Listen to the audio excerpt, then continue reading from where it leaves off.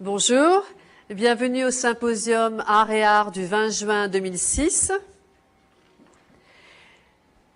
Nous sommes en visioconférence à l'Université de Paris 7 sur le campus de Jussieu. Le sujet d'aujourd'hui sera « Historique et politique de l'art de la photo, de Doisneau au numérique ». Les invités sont, à ma droite, Francine Desroudilles, qui est l'ayant droit et la fille du photographe Doisneau, donc par conséquent expert de Doisneau, et directrice artistique. Béatrice Jourdieu, qui est artiste peintre. Géraldine Paulet, qui est sculpteur. Romain Simonet, qui est étudiant à l'Université de Paris 8, cinéaste et photographe qui travaille sur le numérique et l'argentique.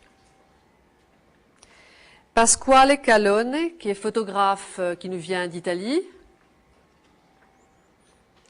Hervé Udry, qui est tireur noir et blanc au laboratoire Publimode Photo.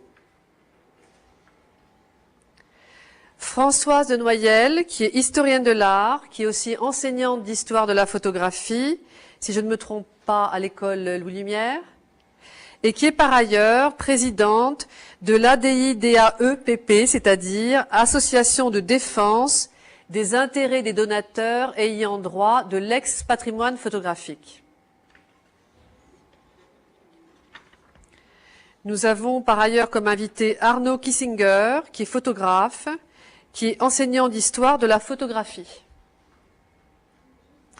Je remercie pour leur aide Marie-Claude Vétréno-Soulard, qui est professeure. Je cite ici les personnels de Paris 7. Gilbert Sol, qui est directeur d'application réseau télématique. Jacques Châtelot, qui est responsable des visioconférences Visio P7.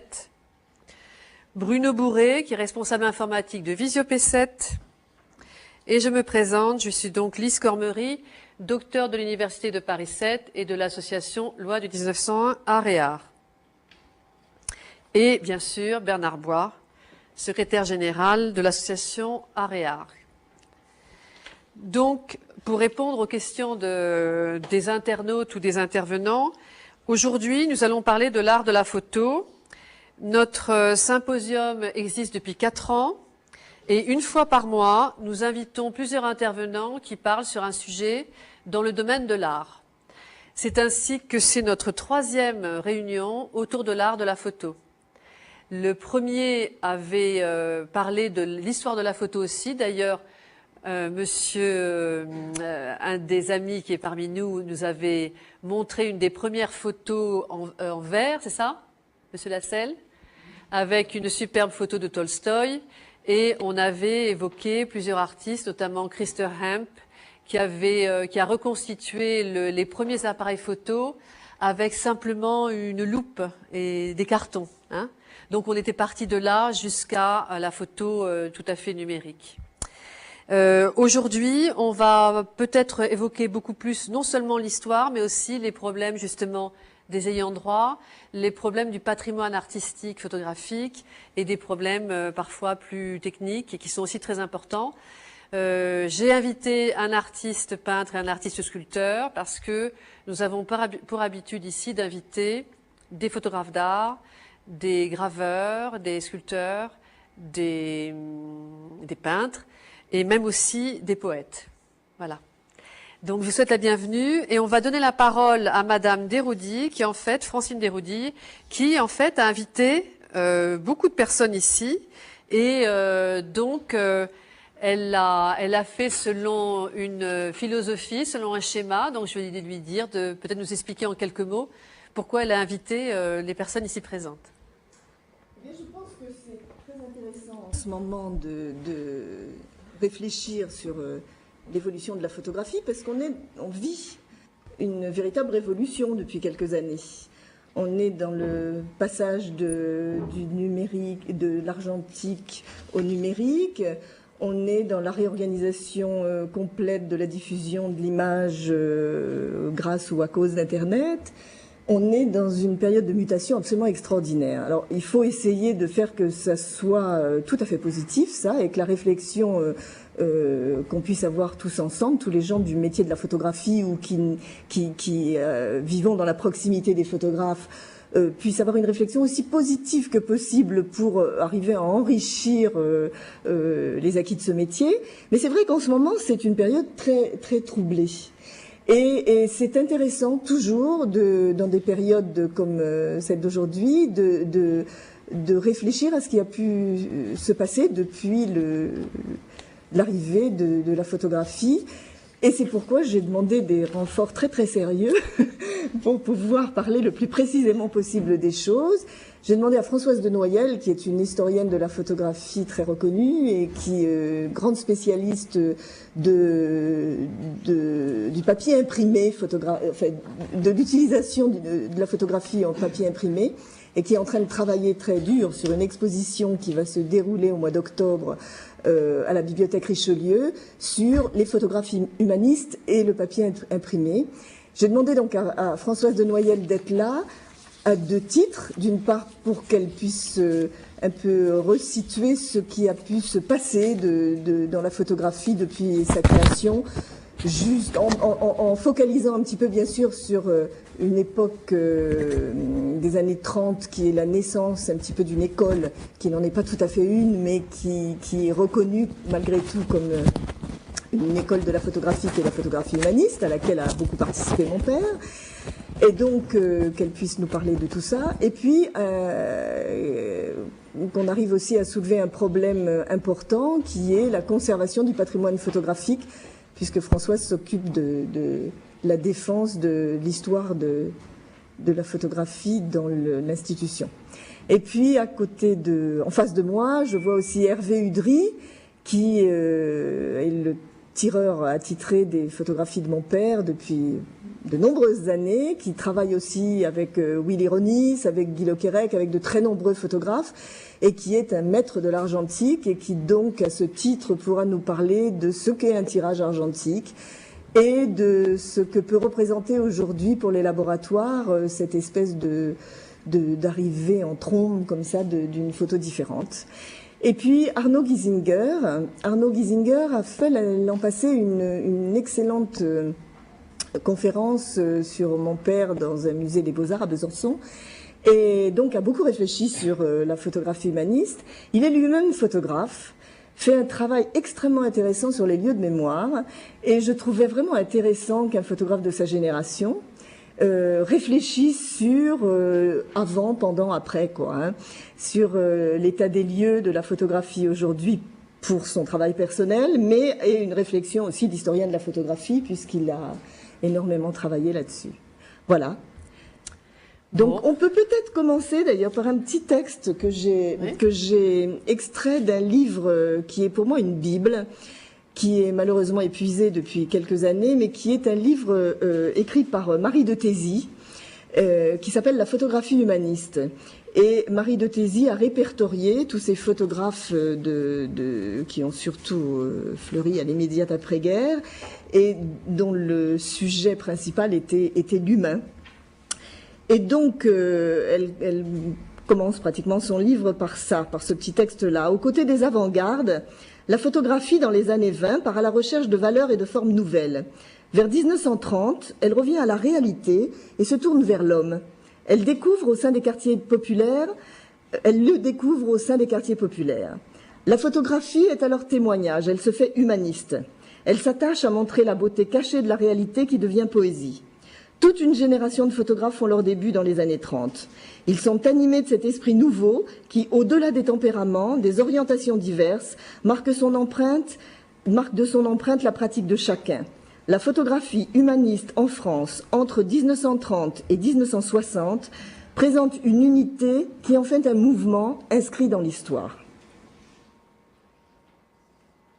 Je crois que Françoise de Noyelle pourrait réagir à ça parce que ça fait partie des sujets qu'elle a beaucoup traités. Alors, oui, François Denoyenne. Effectivement, le texte de Madame de Thézy est un texte cardinal en ce qui concerne cette période. C'est vrai en même temps que dans la période des années 30 s'affrontent deux courants extrêmement importants, un courant plus formaliste qui nous vient d'Allemagne, et puis effectivement ce courant plus humaniste que l'on retrouve dans un livre d'une grande importance qui est le Paris de nuit de Brassailles, où déjà de nombreuses thématiques vont être inscrites, les petits métiers, les clochards, tout ce peuple qui n'est pas sur le devant de la scène et qui va intéresser les photographes. Mais c'est vrai que c'est dans les années de l'après-guerre que vraiment ce courant va prendre de l'importance. Il va prendre de l'importance parce que, comme vous le disiez si justement, la photographie imprimée prend un nouvel élan. Un nouvel élan dans la mesure où toute une presse qui a collaboré ferme instantanément ses portes et que de nouveaux journaux arrivent qui ouvrent très très grand leurs portes à de nouveaux photographes. Beaucoup de gens de cette génération ont commencé quand même leurs premières armes dans l'immédiat après-guerre. Le cas le plus intéressant me semble celui d'Isis.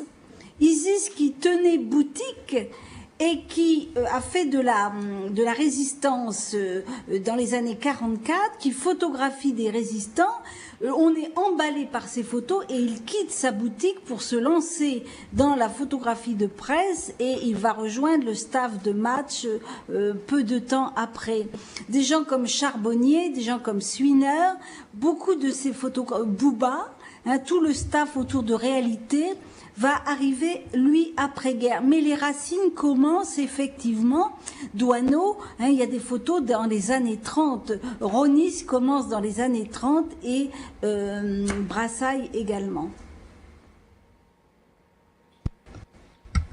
Absolument, oui. Non, le début de leur intervention de photographe, qui est très souvent... Enfin, il y a une différence entre les photographes qui ont commencé à travailler en indépendant. Mon père, par exemple, dans les années 30, il était salarié. Il était photographe aux usines Renault. Il a été licencié pour son plus grand bonheur en 1939. Malheureusement, la guerre a éclaté, donc il n'a pu être photographe indépendant qu'après la guerre. Mais il avait, avant la guerre, un statut de photographe salarié. Bouba d'ailleurs est devenu salarié de Réalité, mais après-guerre, de la même manière que Charbonnier. Enfin, l'organisation du métier se faisait d'une façon quand même un petit peu différente. Je crois que c'est la guerre aussi qui a fait une césure quand même très très importante et qui a fait que tous ces gens-là après ont été obligés de réinventer un petit peu un métier avec les grandes agences qui se sont inventées après-guerre. Il y a eu des agences beaucoup plus tôt, mais je veux dire, les agences de photojournalisme, c'est quand même c'est 47, 48, Magnum, Raffo, ça commence là, c'est vraiment l'après-guerre. Et c'est là où ces photographes indépendants vont arriver à trouver leur économie personnelle, enfin, parce que c'est ça qui est très important dans la vie d'un photographe. C'est aussi le paysage photographique dans lequel ils s'inscrivent, qui va leur permettre de vivre soit de la commande, soit de la commande de presse, ce qui a été le cas pendant très très longtemps. Maintenant, c'est quand même beaucoup beaucoup moins le cas. Soit de la vente des tirages, ce qui est un phénomène émergent très très récemment, mais qui n'a pas existé du tout pour la génération des humanistes pratiquement. Donc la façon dont les photographes vont s'installer dans leur métier dépend aussi du paysage qu'ils ont autour d'eux. Et c'est dans l'immédiate après-guerre que s'est installée une espèce d'économie de la photographie un petit peu constituée, qui est en train d'être terriblement bouleversée maintenant. Il y a eu effectivement des embryons quand même avant la guerre, puisque l'agence RAFO commence quand même avant la guerre. Et puis une autre agence extrêmement importante, c'est Alliance Photo, qui recoupe des gens comme Capa, des gens qui vont une agence qui va RAFO et Alliance Photo alimentant des publications comme Vue de Vogel, mais ça reste extrêmement marginal parce que chez RAFO il y a 3 ou 4 photographes, Alliance Photo il y a 7 ou 8 photographes, c'est-à-dire il n'y a pas beaucoup de monde.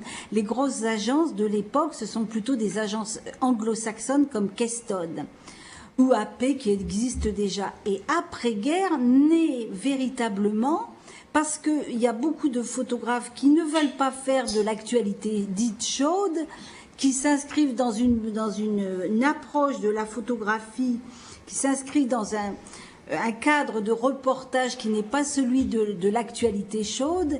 Et là, effectivement, il y a Alliance Photo périclite, mais RAFO prend beaucoup d'importance, et puis surtout Magnum donne un peu le là d'un nouveau type de photographie, même si je rappelle que contrairement à ce que l'on dit souvent, Magnum n'a pas été la première coopérative de photographes, il y en a eu une avant-guerre, qui s'appelait les photographes associés.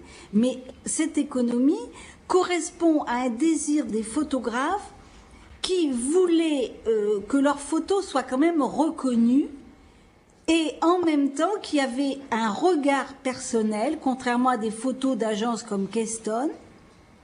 Et ces gens-là ont trouvé à travers des structures extrêmement artisanales un moyen de publier leurs images dans la presse, et ça je crois que c'est le point essentiel, qui fait que le statut du photographe à l'époque est un statut un peu hybride, parce qu'ils sont pas des journalistes et en même temps ce sont des photographes, mais dont le statut reste quand même peu reconnu.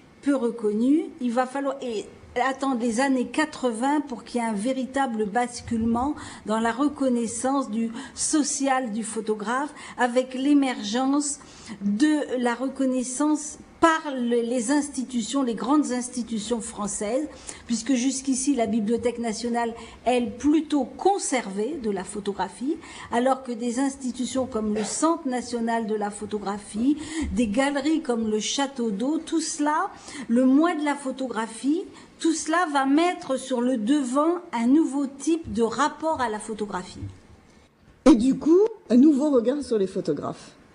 Le photographe va prendre une importance qu'il n'avait absolument pas. C'est vrai que moi, j'ai eu le sentiment d'être la fille d'un artisan photographe. Mais mon père qui a connu quand même un très très grand succès à la fin de sa vie, mais c'est arrivé à la toute fin de sa vie.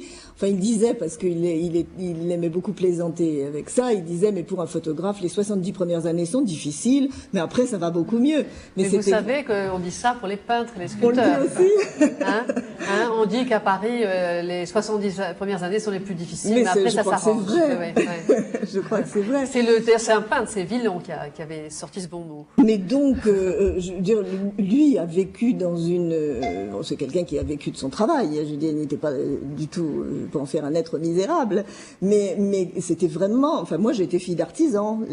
On habitait dans une maison qui était un atelier. Pendant très longtemps, la salle de bain était le laboratoire photo. Après, ça s'est un peu agrandi, donc le laboratoire a été indépendant. On vivait dans une odeur d'hyposulfite, avec le téléphone qui sonnait tout le temps, avec une espèce d'effervescence d'artisanat, quoi. Bon, c'était ça la vie des photographes, avec plus ou moins de moyens suivant la famille dont ils étaient issus. Mais le métier de la photographie générait ce type d'économie personnelle. Et puis, effectivement, les années 70 arrivent, institutionnalisation quand même de la photographie qui intervient plus dans les années tout début 80. Jacques Lang qui fait beaucoup d'ailleurs pour l'institutionnalisation de la photographie, et à partir de là une reconnaissance du métier de photographe. Et j'évoquais ça avec Françoise de Noyelles tout à l'heure, mais je pense que elle ou Arnaud auraient pas mal de choses à dire là-dessus. Basculement, parce qu'on a l'impression d'assister en permanence, depuis la naissance de la photographie, à un basculement des statuts du photographe, c'est-à-dire au moment du pictorialisme, dans les années 20, Françoise disait très très justement que les photographes n'étaient pas à ce moment-là des gens qui avaient les mains dans la farine. C'était souvent des grands bourgeois qui s'intéressaient à la photographie comme un médium artistique. Hein. Mais bon, il y a eu tout ce passage où la photographie, c'était indéniable, était considérée comme un art. Et puis après l'arrivée justement de cette photographie humaniste, où le photographe devient un travailleur de terrain complètement. Et puis aujourd'hui, on a l'impression qu'il y a à nouveau un basculement où le photographe se revendique absolument artiste. Et ça vient peut-être de cette politique. Il y a eu du tous artiste qui a beaucoup déteint sur les populations. C'est-à-dire que tout le monde, à partir d'une certaine période historique que vous citiez, c'est-à-dire les années 80, estime qu'il peut être peintre, qu'il peut être photographe, alors qu'il peut être sculpteur. C'est en plus aggravé par les nouvelles technologies qui font que n'importe qui s'imagine photographe, n'importe qui s'estime peintre, alors que, mes petites recherches et mes connaissances semblent dire que, en fait, comme vous dites, ce sont les 70 premières années qui sont difficiles et après, ça va mieux parce que être peintre, être un véritable artiste peintre, photographe ou sculpteur, c'est un art, c'est une quête. Et c'est un gros travail. D'une œuvre, il n'y a pas de doute qu'il faut le temps. Hein. C'est clair.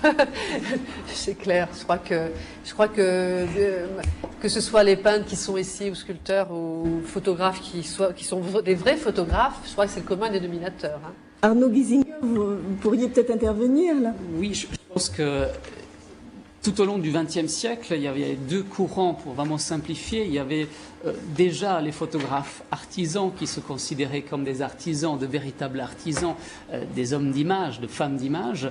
Et il y avait toujours, tout au long, à partir de la modernité, des artistes qui utilisaient la photographie.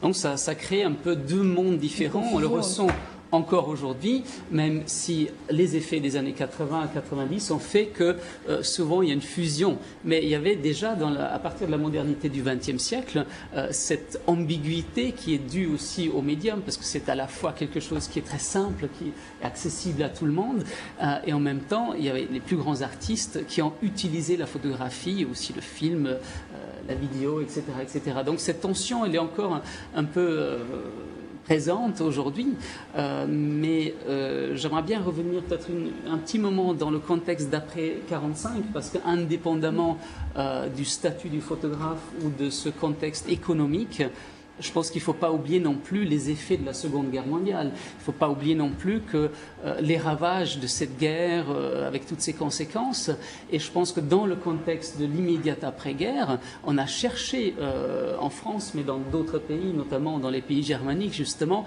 une sorte d'issue, une sortie pour l'image, pour une nouvelle image, à la fois sortir du formalisme, pour certains, des années 20 et 30, mais aussi de trouver une nouvelle destination de la photographie.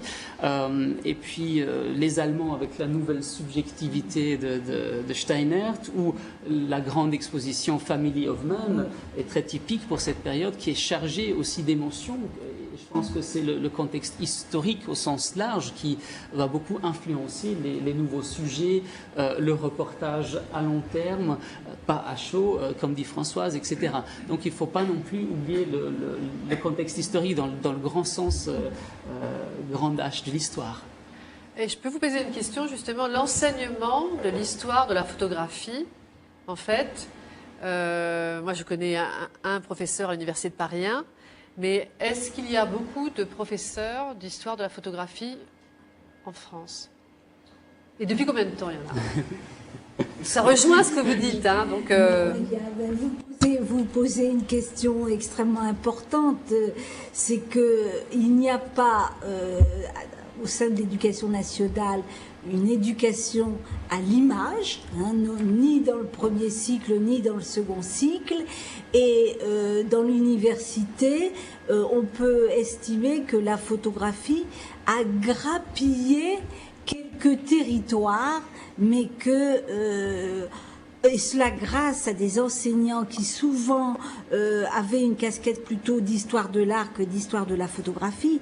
L'université reconnaît extrêmement peu la photographie. Moi, quand j'ai eu le prix de la chancellerie, on a remarqué que j'avais fait une thèse sur la photographie, alors que franchement, la chancellerie s'ouvrait à des secteurs d'une modernité considérable. C'était quand même dans les années fin des années 80. Donc non, la photographie n'est pas vraiment reconnue au sein de l'université. En revanche, au sein des institutions, et particulièrement en France, il y a eu dans les années 80 d'immenses efforts qui ont été faits, c'est indéniable. Les institutions, qu'elles soient nationales, qu'elles soient communales, qu'elles soient régionales, il y a vraiment eu un travail avec un certain nombre de personnalités dans le monde, à la fois pour la diffusion d'expositions, mais aussi dans l'univers de l'édition.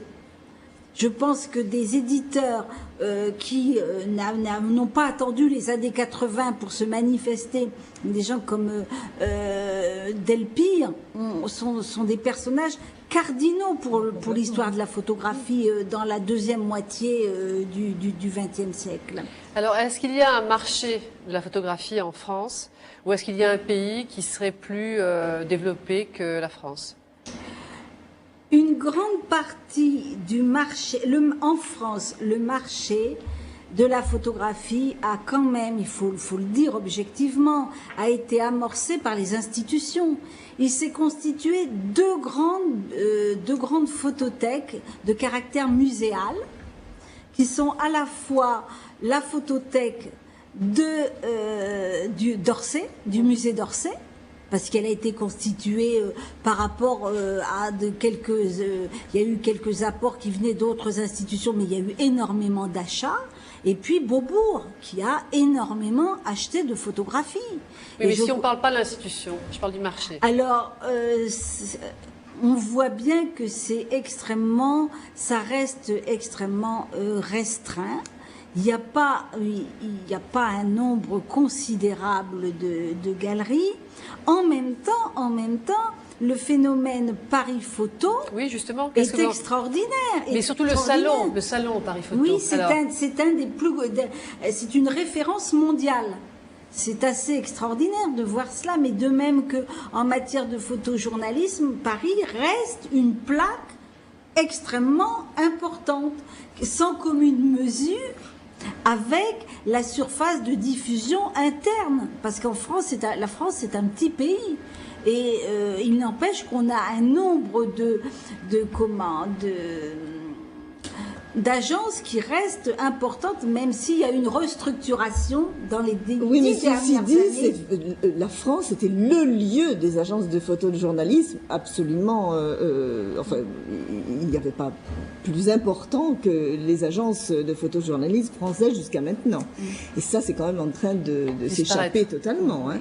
C'est quand même, en ce moment, les photographes qui peuvent avoir leur collection abritée par Getty ou par Corbis sont très contents. C'est quand même des Américains. Hein. Je crois que c'est en train quand même de s'échapper complètement de la France, hein, ce grand marché du photojournalisme. Alors, existe-t-il toujours de la même manière aussi? Ça sera encore une autre. Est-ce que c'est à cause de l'institution ou grâce à l'institution? Je crois que c'est ni l'un ni l'autre. Je crois que c'est parce que à cause de cette révolution de l'image. C'est qu'effectivement, toute l'économie de la photographie qui était quand même en grande partie assise sur l'idée du photojournalisme, disparaît. Ça se passe autrement maintenant. Alors, est-ce que les droits d'auteur, la question des droits d'auteur, des droits à l'image, n'ont pas joué un rôle? C'est autre chose. Je pense, c'est très important, c'est même essentiel pour les photographes, ce problème du droit à l'image, mais je pense pas que ce soit ça qui fasse en rien basculer l'économie de la photographie. Je pense que, par exemple, le grand lieu du photojournalisme, c'est toujours le Festival de Perpignan au mois de septembre. Et l'année dernière, pour la première fois, Jean-François Leroy a été convaincu de devoir exposer des photos issues de téléphones portables. Donc ça veut dire qu'il y a quand même des nouveaux outils, il y a une nouvelle manière de produire de l'image, que le photojournalisme c'est aussi d'avoir l'image la plus immédiate, donc c'est celui qui va être le plus près de l'événement qui va être le mieux placé, pas forcément le meilleur photographe. Oui, je veux dire, c'est pas McCullin qui va avoir qui va pouvoir dégainer son téléphone portable, ça va être la personne qui va être à côté du fait qui se déroule, quoi. Et c'est là où on arrive à la question de l'analyse de la qualité. Alors peut-être que Hervé Udry pourra nous parler de ça, parce que de qu'est-ce qui est beau, qu'est-ce qui est bon, la qualité. Vous pourriez nous en parler avec vos photos là, non? Peut-être déjà, il faudrait savoir ce que c'est qu'un tireur photo argentique. Je dis bien argentique. C'est une parfaite collaboration avec le photographe. On essaye de retranscrire ce que le photographe souhaite, ce que le photographe a vu. Alors, il est vrai qu'en noir et blanc, on peut faire beaucoup de choses. On est illimité presque par rapport à la couleur. Donc, c'est une connaissance. Le tireur, quand il reçoit un photographe qu'il ne connaît pas, il pose des questions, il essaye de voir sa sensibilité, il regarde bien sûr les photos, et c'est à lui de comprendre ce que le photographe souhaite. Alors ce qui se fait, c'est que généralement, quand on ne le connaît pas, on fait quelques tirages, on propose plusieurs variantes. Si le photographe ne nous donne pas d'instructions particulières, parce qu'il y en a qui ont des anciens tirages, donc il nous donne un repère, sinon il y en a certains qui ne nous donnent pas de repère. Donc c'est à nous de les trouver. Et là-dessus, on fait quelques tirages avec des variantes et on leur propose ça et on voit leur réaction, ce qu'ils souhaitent, qu'on améliore. Donc c'est un tireur doit être caméléon, c'est-à-dire qu'il doit s'adapter, pouvoir tirer du Douaneau, même pas, qui peut tirer du Bouba, ou Édouard Bouba préférait des choses en douceur, en passant par Douaneau, allant jusqu'à Newton qui voulait des tirages contrastés. Ça, le tireur doit s'effacer de ses propres goûts. Même si des fois on va contre notre goût, parce qu'on en a quelques-uns, là on efface, parce que des fois on dit mais c'est pas vraiment un bon tirage, mais le photographe le souhaite comme ça, donc on oublie complètement. Mais vous avez un rôle très important, parce que j'avais pas réalisé en fait, vous êtes comme le maître graveur avec l'artiste qui fait une gravure. Oui, exactement. Oui. On est aussi devant... J'aime bien la musique, donc je suis musicien et on a le compositeur, chef d'orchestre devant nous, et le négatif est une partition. Parce que par exemple, il y a un artiste qui s'appelle Mario Avati, qui fait des gravures magnifiques, des mezzotinto, et il a installé justement le tireur de ces gravures parce qu'il voulait... Ils ont un travail en fait en osmose. Hein. Mais un photographe comme Salgado, voilà, avec son fondeur ou avec. Oui, exactement. Et on ne parle pas du fondeur. Très rarement. C'est très important le fondeur. Pour le collectionneur, très important. Oui, mais on en parle très rarement. Je suis allé dernièrement au musée Rodin et c'est vrai que. Et pourtant, pour les spécialistes, il ne faut jamais l'oublier le fondeur. C'est lui qui fait la différence. Et bien dans la photo, voilà. Ah d'accord. Mais de plus en plus, les tireurs sont cités parce que c'est un binôme, le photographe et le tireur. Et Hervé ne le dit pas, mais un photographe n'aime pas travailler avec plusieurs tireurs. Hein. Il a son tireur et c'est une complicité totale. C'est un métier qui est mal connu. C'est essentiel. C'est un métier très mal connu, mais c'est vrai que de plus en plus, si vous allez à la Maison européenne, si vous allez dans toutes les expositions photos, le tireur est toujours cité maintenant. Et vraiment, on y tient beaucoup parce que c'est vrai que c'est essentiel. Puis c'est aussi une valeur ajoutée parce qu'on connaît il doit y avoir là aussi des niveaux. Il y a bien sûr. Voilà, oui. Comme chez les fondeurs. Chez les fondeurs, c'est une valeur ajoutée. Hein. Le graveur, c'est pareil. Le maître graveur, c'est une valeur ajoutée aussi. Hein. Ouais. Si c'est une gravure de chez un tel, c'est bon. C'est bon. Ouais. Oui, c'est vrai. Ouais. Donc voilà le rôle du tireur. Tout se passe bien sûr en chambre noire et pas devant un ordinateur. Comment vous dire? Ce qu'il y a, c'est que c'est important. Moi, ça fait 28 ans que je travaille à Publimode et bon, les photographes. Alors, parlez-nous de Publimode parce que les internautes qui nous regardent. C'est un grand laboratoire professionnel qui existe depuis 40 ans. qui a formé beaucoup de tireurs noir et blanc. Et dans ce laboratoire, il y a eu un personnage, Jules Steinmetz, qui a été un très grand tireur et qui m'a formé. Je l'étais un peu, mais il m'a donné aussi la passion du tirage, parce que pour le tirage, c'est pas évident de travailler plusieurs heures dans une chambre, pas tout à fait noire, mais c'est pas évident. Donc lui, il m'a donné cette passion, et j'ai d'ailleurs, après il s'est arrêté, il est parti en retraite, j'ai récupéré plusieurs photographes avec lesquels il tirait. Mais là aussi, la passation de pouvoir, la passation, oui. c'est pas fait du jour au lendemain. Je travaillais sous la coupe de Jules, sur des tirages des fois pas importants, des 10-24, 24-30, et lui me surveillait, mais le photographe ne savait pas que je travaillais pour lui. Il prenait toutes les responsabilités, et à chaque tirage que je faisais, dans le révélateur, je lui montrais et me rectifiait. Et ça, les photographes ne l'ont pas su. Des photographes comme Gilles Herman, Franck Horvat et compagnie, pour lesquels je tire, ne le savaient pas, Jean Mounique aussi. Et jusqu'au jour où il était absent, il était en vacances, et il mettait en confiance le photographe. Et le photographe, après, voyait qu'il n'y avait aucune différence.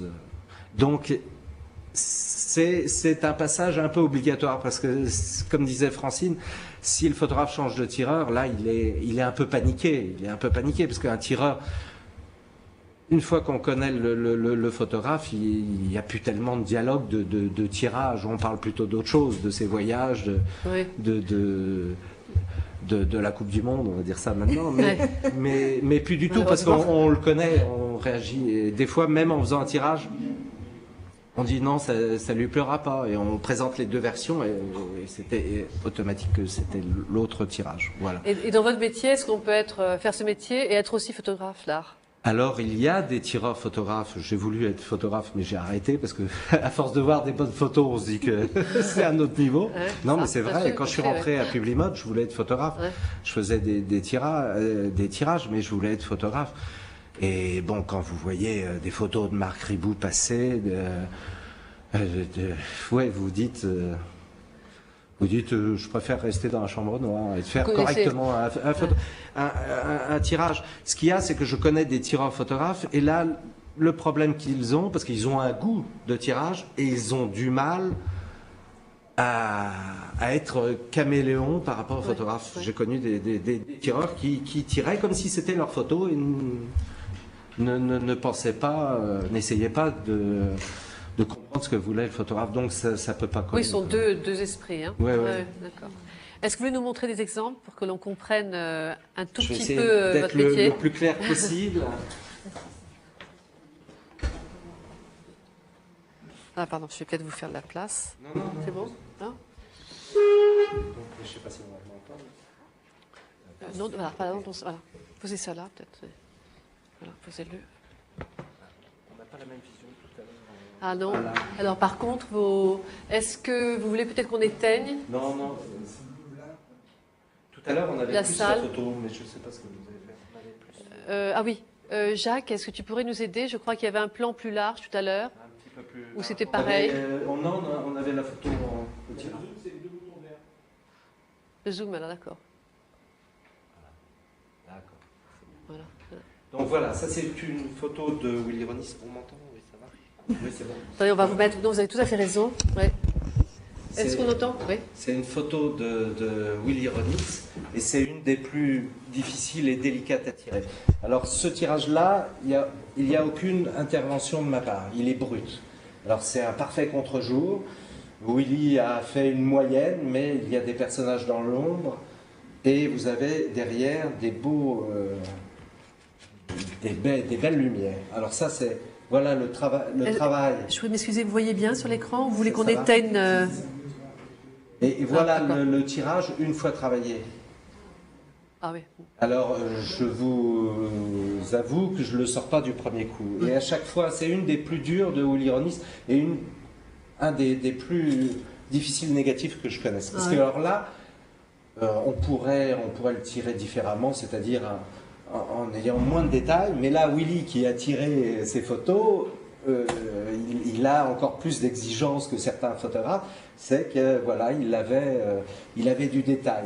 Ce qu'il n'avait pas, c'est que le tireur, ce qui est difficile ici, c'est d'équilibrer, parce que vous ne le voyez pas, mais il y a une différence quand on commence à forcer, parce que tout se passe sous l'agrandisseur et on retient les noirs, c'est tout un gestuel sous l'agrandisseur. Et quand on veut redonner de la matière, quand c'est comme ici brûlé, vous voyez, là il n'y a aucun détail, et on masque tout le premier plan pour laisser passer de la lumière pour que ces détails viennent. Alors bien sûr, nous ne sommes pas statiques devant l'agrandisseur, il faut bouger, sinon il y a des belles zones qui apparaissent. Donc voilà, ça c'était un exemple flagrant de... Je ne sais pas si on peut... Voilà. C'est un des plus difficiles. Et Willy le sait, à chaque fois qu'il me donne ce négatif, il sait que ça me donne des boutons. Ah ouais, d'accord, on va peut-être mettre en dessous. Alors ici, nous avons encore Willy, un petit tirage pas travaillé non plus. Un négatif très difficile à tirer dans le sens où il faut équilibrer. Et Willy... On me demande de zoomer. Si vous voulez, oui. Voilà. Le désir de Willy, toujours avec ses petits modèles, c'est-à-dire que là, il veut que ça soit plus clair, ici, et un peu plus de détails. Alors voilà le tirage définitif. Parce que c'est, on dirait pas, mais c'est une photo faite en studio. Oui, on croirait que c'est au bord de la mer. On pense que c'est au bord de la mer, mais c'est au studio. Ouais. Et vous voyez que là, j'ai réussi à équilibrer.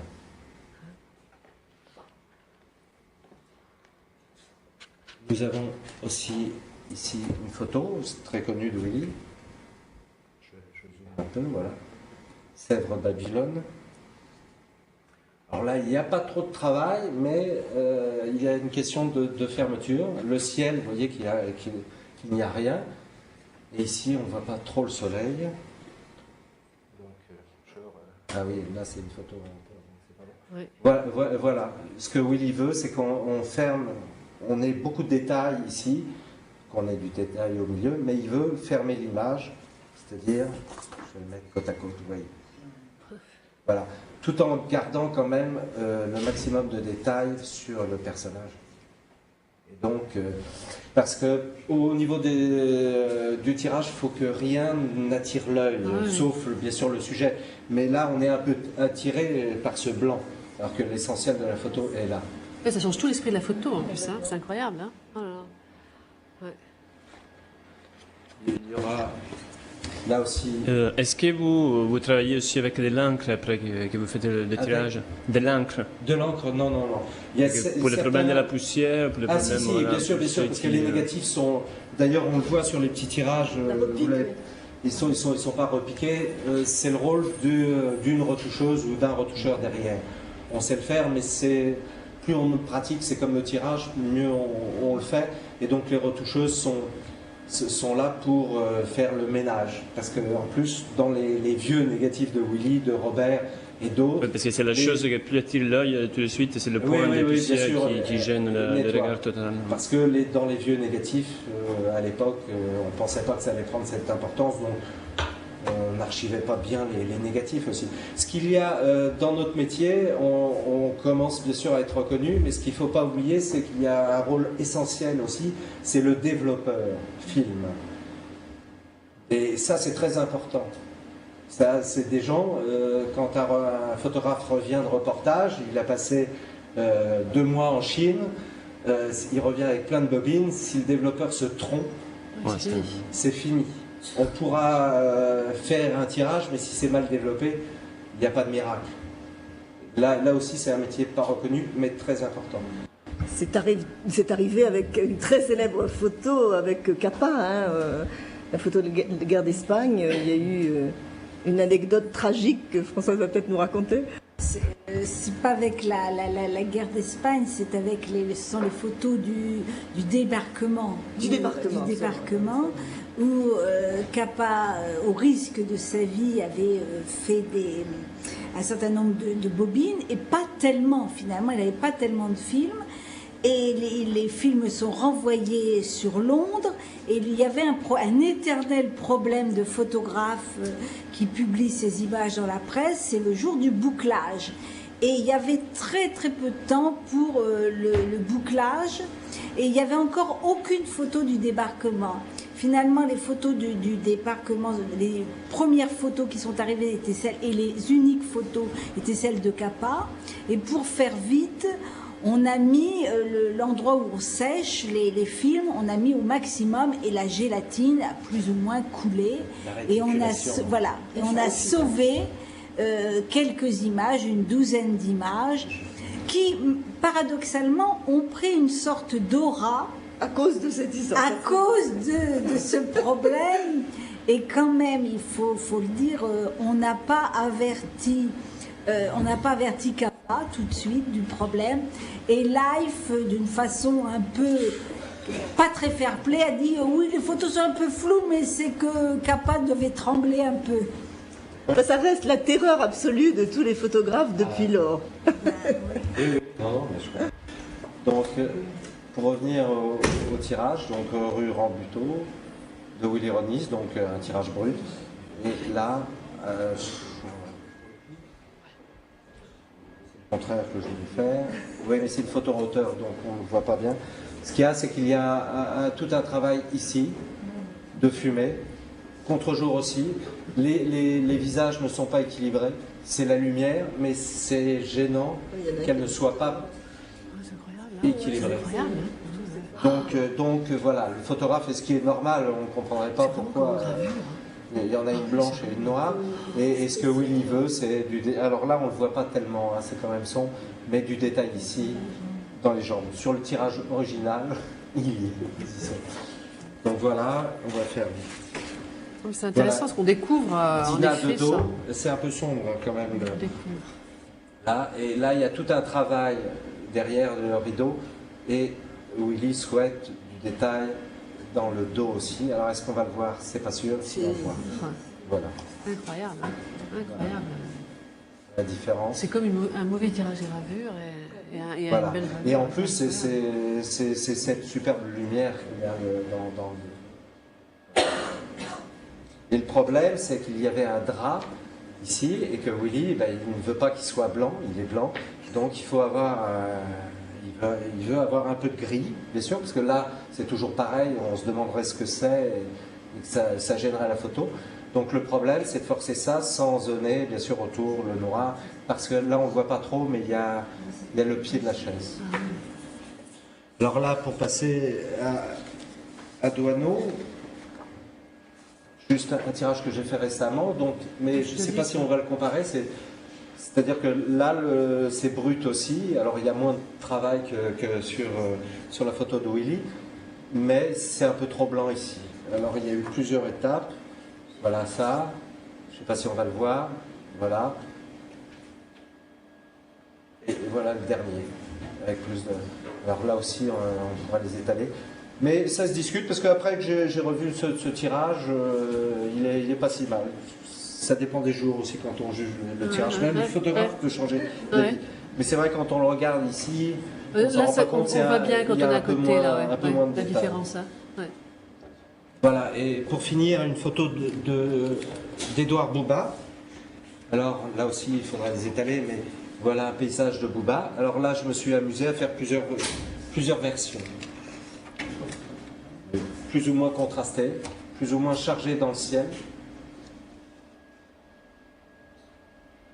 Voilà, alors là c'est bien chargé, mais il y a des photographes qui aimeraient ça. Bouba ne l'aurait pas aimé, bien sûr. Il aurait plutôt aimé ça. Plutôt celui-là. Voilà, alors je repasse. Alors là, c'est ce que je vous disais. Sur certains négatifs, il y en a d'autres, on ne peut pas s'amuser autant, mais j'aurais pu faire d'autres versions encore. Ouais, c'est assez impressionnant comment, en effet, ce métier est important. Hein. C'est très méconnu. Métier qui disparaît. S'il vous plaît, je pourrais vous poser une question. Bernard, le micro est bien mis. Bernard Bois. Lorsqu'on le fait, critique d'art. lorsqu'un poète allemand, par exemple comme Rilke, était traduit par son traducteur officiel Maurice Betz, il avait un dialogue avec son traducteur. Et le problème d'un artiste photographe, c'est que tant qu'il est vivant comme vous l'ironie, il peut encore donner son point de vue sur une œuvre à sortir. Après, si on a des ayants droit, mais comment ça se passe pour un photographe qui n'est plus de ce monde et puis qu'il n'y a personne qui défend son travail alors? C'est vous qui jugez par l'école, par le souvenir de ce qu'il a réalisé, vous continuez à persévérer dans ce qu'il faisait, parce qu'il n'y a plus il n'y a plus de commentaires. Ouais. Dans les photographes pour qui je tire, je les ai tous connus, et oui, pour la plupart. Robert, je sais ce qu'il voulait. Ce qui peut se passer pour un tireur, bien généralement, les ayants droit amènent pas des modèles, mais des choses de référence. On arrive à comprendre ce que le photographe voulait. Mais pour l'instant, bon, j'en ai perdu quelques-uns, des photographes amis, mais j'ai un des photographes qui m'a fait confiance, le premier, c'est Jean-Philippe Charbonnier. Et d'ailleurs, j'ai fait son exposition au musée d'art moderne en 83. Une grande exposition, et d'ailleurs je ne dormais pas bien la nuit, de 300 photos en 2 exemplaires. Et lui aussi n'a pas bien dormi, parce que il est venu à Publimode, il dit voilà, j'ai cette exposition à faire, je voudrais savoir quel tireur pourrait faire ça. Et il l'a demandé à Jules. Et Jules a dit Hervé peut le tirer. Et alors, ce que je disais tout à l'heure, j'ai fait une dizaine de tirages comme ça, brut, et je lui ai présenté. Hélas, je suis parti trop contrasté. Et là, chez Jean-Philippe Charbonnier, pour les gens qui l'ont connu, il était complètement paniqué. Complètement paniqué. Il a fait venir chez lui Jules en disant « Mais c'est quoi ce tireur ?» et tout ça.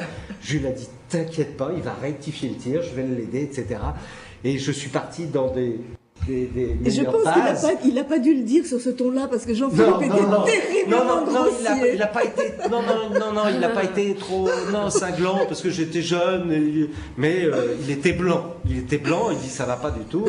Ce que j'ai su après, c'est qu'il a fait venir Jules. Ils ont parlé. Jules l'a rassuré aussi, donc après, j'ai rectifié le tir.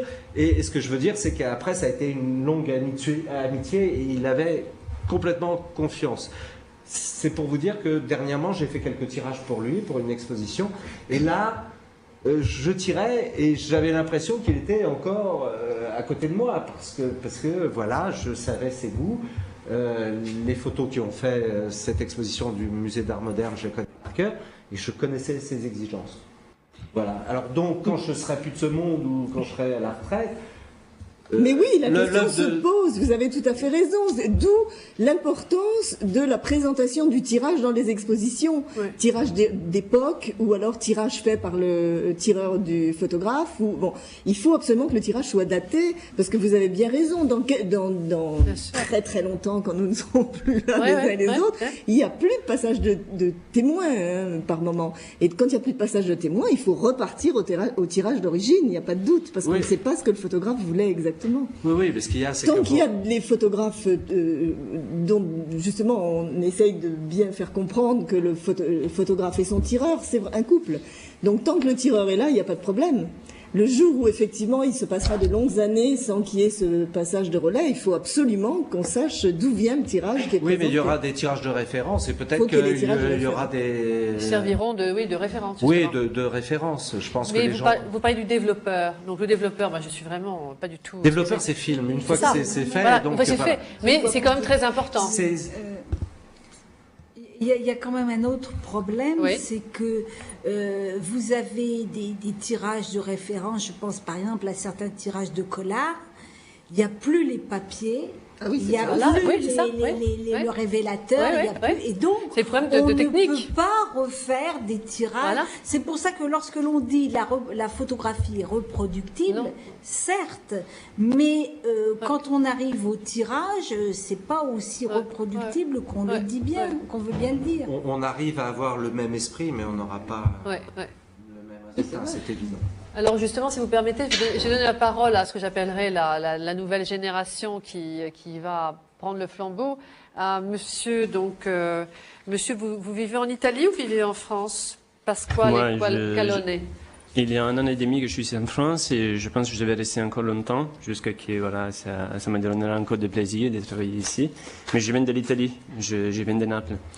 Et en fait, disons, moi, je suis un jeune qui travaille encore en noir et blanc et encore en argentique.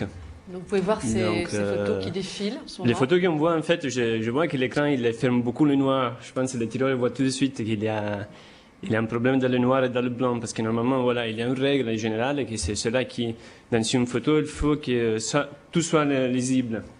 Que dans les ombres et dans les lumières, il faut avoir du détail. Voilà, c'est pas l'informatique sans doute aussi. Oui, ça c'est un problème de. Mais c'est intéressant de le dire parce que trop souvent, les personnes s'imaginent que l'informatique c'est une image exacte ou juste, ce qui n'est pas le cas du tout. Que ce soit pour la peinture ou pour, même pour la photo. Il a beaucoup de problèmes à numériser une image, il a beaucoup de travail à faire, mais c'est un autre, voilà, c'est notre domaine.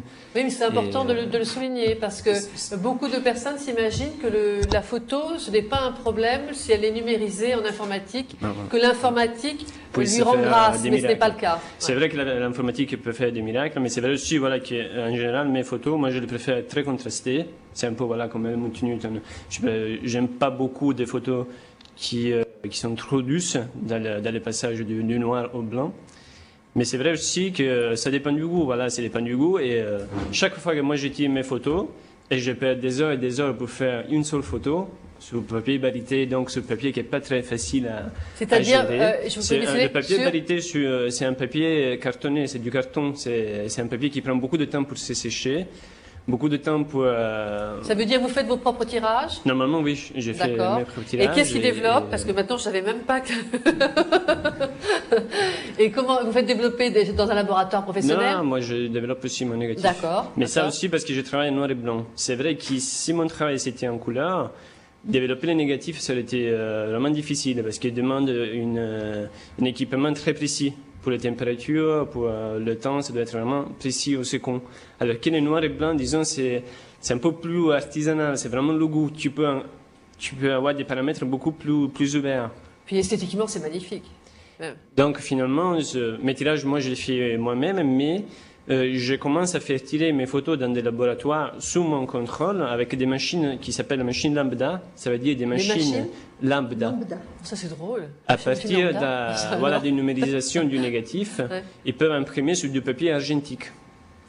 Ça te permet une certaine vitesse de travail. Moi, des fois, je dois présenter mon travail pour plusieurs expositions, pour plusieurs galeries ou pour plusieurs concours. Je n'ai pas le temps de faire tous les tirages moi-même, ni l'argent pour donner mes négatifs. Comment ça se passe votre vie d'artiste? Parce qu'on va en parler tout à l'heure, on va parler de la vie d'artiste de Douaneau, etc. Donc du temps passé. C'est sûr que jusqu'à maintenant, je n'ai pas les moyens. Donc vous voulez commencer comment? Alors par exemple, votre formation, c'est quoi? Alors moi, j'ai travaillé pour des photographes italiens qui sont très connus. Vous pouvez les regarder pendant tout l'été à la Maison européenne de la photo. Et j'ai travaillé dans l'atelier des photos de Raffaele Mariniello et Mimmo Iodice. C'est des photographes napolitains. Un petit peu plus doucement que je comprenne le nom. Raffaele Mariniello et Mimmo Iodice. C'est des photographes italiens de Naples. J'ai travaillé, en fait, moi, je n'ai pas une formation académique directe. J'ai pris des cours, mais ma formation s'est faite sur place, en fait. Oui, comme monsieur, c'est très bien, ouais. Mais comme Douaneau, d'ailleurs, comme beaucoup de photographes. Comme souvent les grands artistes, hein, de toute façon. Donc, j'ai travaillé pendant des années pour eux. Beaucoup de fois, j'ai vu mes photos sorties dans des journaux avec le nom de la personne pour qui j'ai travaillé, comme notre tireur, il a tiré des photos cachées, avec une identité cachée. Et à un moment donné, je me suis rendu compte que je devais partir, parce que j'avais besoin de présenter mon travail avec mon nom. Voilà. Et le fait de partir et d'aller à l'étranger, ça m'a donné une liberté plus... ça m'a donné, pour moi, c'était plus facile vraiment de m'éloigner de l'endroit où je suis né et où je me suis formé. C'est important. Et Paris, bien sûr, par rapport à l'Italie, m'a donné beaucoup plus de chances, beaucoup plus de possibilités. Je ne sais pas si c'est la ville. Est-ce que c'est la ville ou est-ce que c'est vous parce que vous étiez à l'étranger? Je pense que c'est les deux. C'est le mélange entre les deux. Le fait d'essayer d'être plus ouvert parce qu'il n'était pas chez toi, et aussi le fait que c'est une ville qui te donne beaucoup plus de possibilités. C'est plus gros aussi que Naples. Vous êtes de Naples, c'est ça? C'est beaucoup plus gros, il y a beaucoup plus de vie artistique. Et Mais Donc, pourtant, voilà, la vie artistique est plus développée, par exemple en Italie. C'est plus facile pour les gens qui commencent qu'en France. Je pense que c'est pas plus facile pour les gens. Parce qu'en fait, en Italie, moi je vous parle de l'Italie du Sud. Il ne faut pas oublier que l'Italie du Sud elle est très différente de l'Italie du Nord. Dans l'Italie du Sud, c'est vraiment c'est ceux qui ont un certain âge qui peuvent s'exprimer. Ça veut dire, si vous avez moins de 60 ans, vous n'avez pas le droit de vous exposer. En France, c'est un peu pareil, vous savez. Au-delà de votre travail, vous pouvez faire un travail magnifique, mais si vous n'avez pas le nombre déjà important, vous ne pouvez pas présenter votre travail. C'est sûr qu'ici à Paris, ils vous donnent beaucoup plus de possibilités de faire ça. Alors vous avez rencontré vous avez vu des galeries, Oui, moi j'ai exposé dans des centres d'animation et dans la galerie des Beaux-Arts du Crous de Paris. J'ai exposé dans des endroits privés. Dernièrement, j'ai exposé dans des maisons à la cité universitaire. J'ai eu la chance dans un an et demi d'exposer à peu près. Donnez-nous des noms de galeries où vous aimeriez exposer. Les grandes galeries photos, c'est quoi pour vous comme nom, vu de l'extérieur à Paris? Vu de l'extérieur, en fait, je suis pas très informé sur je sais qu'il y a certaines galeries qui s'occupent des photos, mais j'ai jamais remarqué qu'il y en a certaines vraiment très très connues. Peut-être que c'est ma faute, je ne suis pas bien informé, mais personne ne m'a vraiment parlé jamais d'une galerie qui s'occupe des photos spécialisées. Il y a Agathe Gaillard, non? Toujours. Mais c'est sûr qu'il y a Agathe Gaillard, pourtant, vous la connaissez de nom, non? C'est sûr qu'il est là, c'est sûr. Ouais. Vous n'avez jamais essayé de pousser sa porte? Non. Non, vous n'osez pas. En fait, en général, moi, je n'aime pas beaucoup de présenter mon travail directement. Je préfère qu'il y ait un moyen indirect de présenter mon travail. C'est-à-dire, j'ai organisé des expositions. S'il y a des gens qui sont intéressés, qui ont vu mes photos et me proposent de faire un travail avec eux, ça me fait plus plaisir qu'aller à frapper aux portes. Je comprends, c'est le problème de tous les artistes. Mais est-ce que vous êtes représenté en agence? Ça vous intéresse ou pas, la représentation en agence? Au niveau d'un travail, de fournir mes photos à une agence qui puisse l'utiliser pour des journaux, oui. Je ne sais pas si... Parce qu'il faut se compromettre beaucoup, je pense. Quel est le système, justement? Si un photographe, est-ce que c'est vrai, si un photographe veut travailler en agence, quels sont les avantages et selon vous, les inconvénients pour des artistes? L'agence est une structure qui n'est plus très ouverte aux photographes actuellement. Les agences n'embauchent plus de photographes. Les galeries ne prennent pas en charge beaucoup de très jeunes photographes, il faut bien en être convaincu. Alors les photographes maintenant s'organisent plutôt, en tout cas je parle de la France, s'organisent dans un nouveau type de structure qu'ils appellent collectif. Il y en a à peu près une quarantaine en France, avec des projets différents, une implantation différente. Le collectif le plus ancien a 20 ans, c'est le bar Floréal. Certains sont devenus vraiment pignons sur rue, comme des collectifs comme Tendance Floue, qui sont des associations de photographes avec des statuts différents. Les nouvelles techniques induisent de nouvelles formes d'association. Je pense à un collectif comme Tango Photo. En fait, c'est un collectif qui ne vit qu'à travers Internet. C'est-à-dire qu'il n'y a plus de lieu, ils n'ont pas de local, ils n'ont pas de structure, de bureau. Tout fonctionne par Internet. Alors globalement, ce qui rassemble ces photographes dans des collectifs, c'est qu'ils ont des projets, ils montent des projets. Et en fait, un photographe actuellement qui veut avoir un discours, qui veut avoir une production qui ne s'inscrit pas dans un cursus uniquement alimentaire, même si quand on fait de l'alimentaire, et je tiens beaucoup à cela, et ça reste très prégnant actuellement, on peut faire aussi un travail extrêmement intéressant.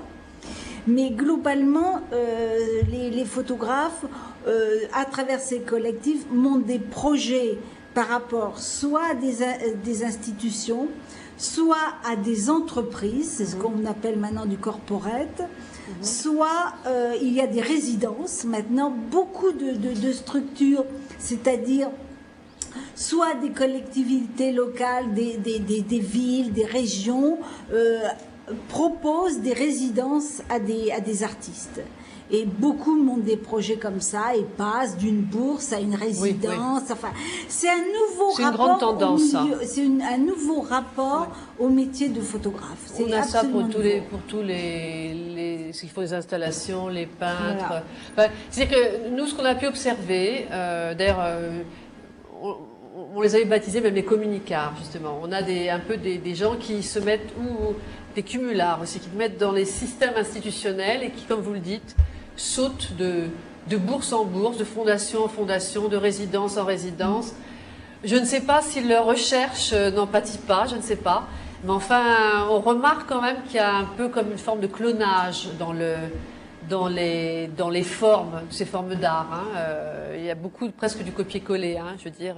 Mais je suis pas d'accord pour la photographie. Je pense que je ne sais pas, mais pour la peinture et la sculpture, je peux vous dire que ça, c'est clair. Hein.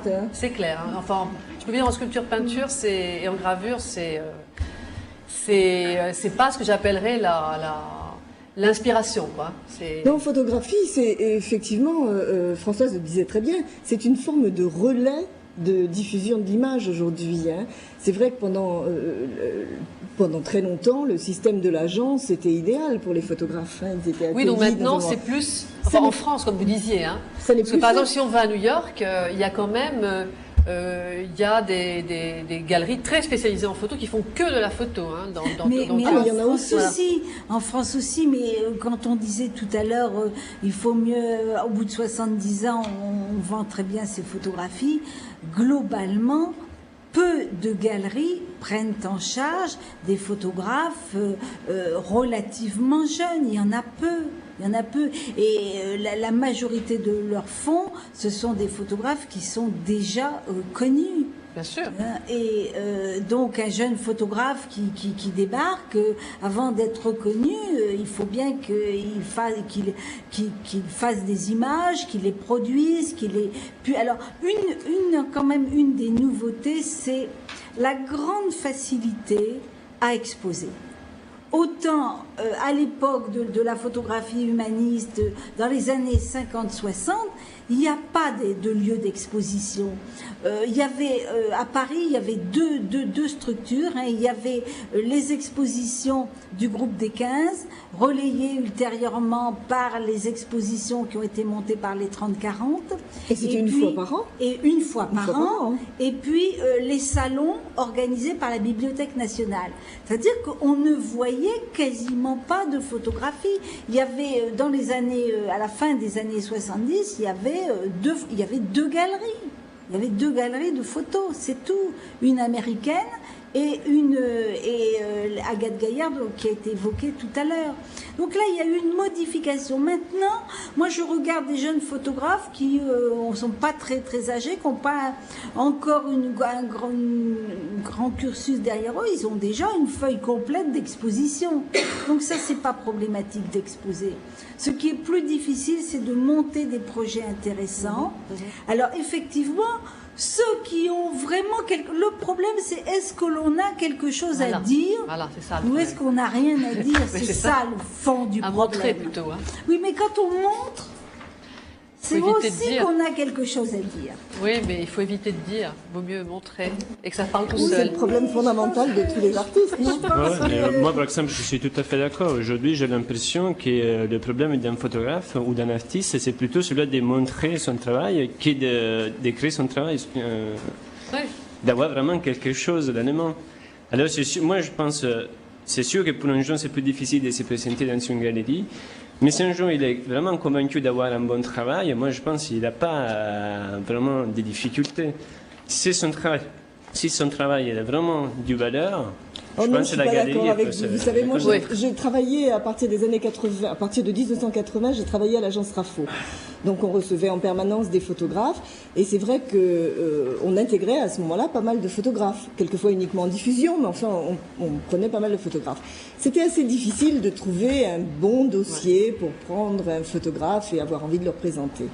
Comme je suis partie il y a 4 ans maintenant, on recevait en permanence des dossiers fantastiques. Mais vraiment, et je vous assure que quelquefois, ça faisait mal au cœur de dire à un photographe, on ne peut pas vous prendre. Mais là, le problème, c'était le problème du nombre. Parce que vous avez, On vous servira à rien parce que on a déjà trop de photographes à l'intérieur de l'agence et pas assez de possibilités de diffusion. Voilà, alors là, le problème, c'est plutôt la capacité, qu'il y a trop de photographes qui ont présenté. C'est un énorme problème, c'est que effectivement, mon père, quand il est arrivé dans la photographie, il y avait une poignée importante, hein, parce qu'ils n'étaient pas quand même isolés, mais enfin, ils étaient un groupe de photographes qui pouvaient quand même se connaître. Donc vers quelle année vous situez ça? Donc votre père, il a vraiment commencé à être professionnel? Il a été professionnel, il est devenu assistant de Vigneault dans les années 30. Hein. Donc voilà, à partir de ce moment, à partir de la grande mouvance humaniste d'ailleurs qui démarre et tout ça, bon, ben, c'est un groupe de gens, ils sont une cinquantaine. Ils étaient déjà plus. Plus que ça. Mais aujourd'hui, vous ne pouvez pas vous connaître entre vous, les photographes. Parce que le problème, c'est pas si vous ne pouvez pas accepter un photographe parce que vous en avez trop qui vous ont envoyé. Mais parce qu'on voit trop de choses formidables et qu'on sait qu'on ne va pas les vendre, qu'on ne va pas vous aider, que tout seul, à la limite, vous vous débrouillerez mieux que dans une agence où on pourra pas présenter aux gens qu'on connaît assez de photographes en les défendant. Parce qu'il y a ça, hein, on ne défend bien une photographie que si on l'aime. Et donc, il faut des gens de conviction dans les agences. Mais est-ce que l'agence s'intéresse vraiment au travail du photographe ou plutôt à sa qualité de technique, voilà? Non, pas du tout. Je vous assure que les gens qui travaillaient dans les agences que j'ai fréquentées étaient des gens absolument fondus de photographie comme les photographes, hein, et des gens qui vivaient absolument pour le milieu photographique. Donc il n'y avait pas de jugement hautain, si vous voulez, par rapport à la production des photographes, pas du tout. On adorait ça, on avait très envie de défendre les photographes et il y avait même des luttes farouches entre certaines écoles de photographie et c'est bon, l'agence Vue, l'agence Rafo, c'était très différent et puis bon, mais on aimait énormément, on aime énormément ces photographes-là. Ce qui est terrible, c'est que effectivement aujourd'hui, on a beaucoup de mal à leur proposer des alternatives intéressantes pour eux dans le travail. Hein. Il n'y a pas beaucoup d'éditions photographiques ou alors réservées. Moi, ça ne m'est pas difficile de monter un livre de photos de mon père. J'arrive à trouver les bons éditeurs, enfin, même s'il faut énormément travailler quand même. Hein. Mais j'arrive, l'année dernière, on a réussi à sortir un très gros livre, vraiment difficile à monter. On a trouvé Flammarion, ça s'est extrêmement bien passé. Mais les jeunes photographes que je défends, je peux vous dire que je passe 3 fois plus de temps pour arriver à monter un livre 4 fois plus petit. Parce qu'il y a très peu d'éditeurs photographiques aujourd'hui. Mais est-ce que, comme pour la peinture, la sculpture et la gravure, qui sont des arts plus anciens, est-ce que c'est parce que, là vous parlez de la France, ou vous parlez, votre agence, elle travaillait sur le territoire national ou dans d'autres pays? Oh non, l'international pareil. Et donc c'était aussi bloqué l'international? On est noyé dans les images. Il faut regarder les choses comme elles sont. Problème, alors. On est écrasé sous la production d'images. Alors elle est souvent excellente. Hein. Peut-être on pourrait avoir l'avis d'Arnaud et il pourrait nous faire part de son expérience de photographe. Ce que je vais faire, je vais pas donner la parole aux plus jeunes des photographes. Ils représentent pour moi un petit peu les étudiants justement qui aiment la photo, qui aimeraient se lancer la photo, qui sont pas encore comme Pasquale, est né comme Monsieur. Vous voyez, donc j'essaie d'avoir justement un petit ordre chronologique pour avoir une petite vision donc de l'univers de la photo, hein, d'hier et d'aujourd'hui. Donc là, Romain, c'est Romain Simonet, donc vous avez appuyé sur le... Je suis étudiant à Paris 8 en cinéma. En cinéma. J'ai commencé à faire de la photo en 97 avec un appareil qui était à ma sœur, qui s'était acheté un appareil photo. Et en fait, je crois que c'était un message qu'elle m'avait laissé, puisque enfant, je jouais avec des appareils photo qu'on trouvait qui avaient des flashs jetables. C'était spécialement désigné pour les enfants. Ouais, et ça m'amusait parce que ça avait un côté jeu d'espion, ce genre de choses. Alors je faisais des mises en scène sur des jouets, enfin bon, bref.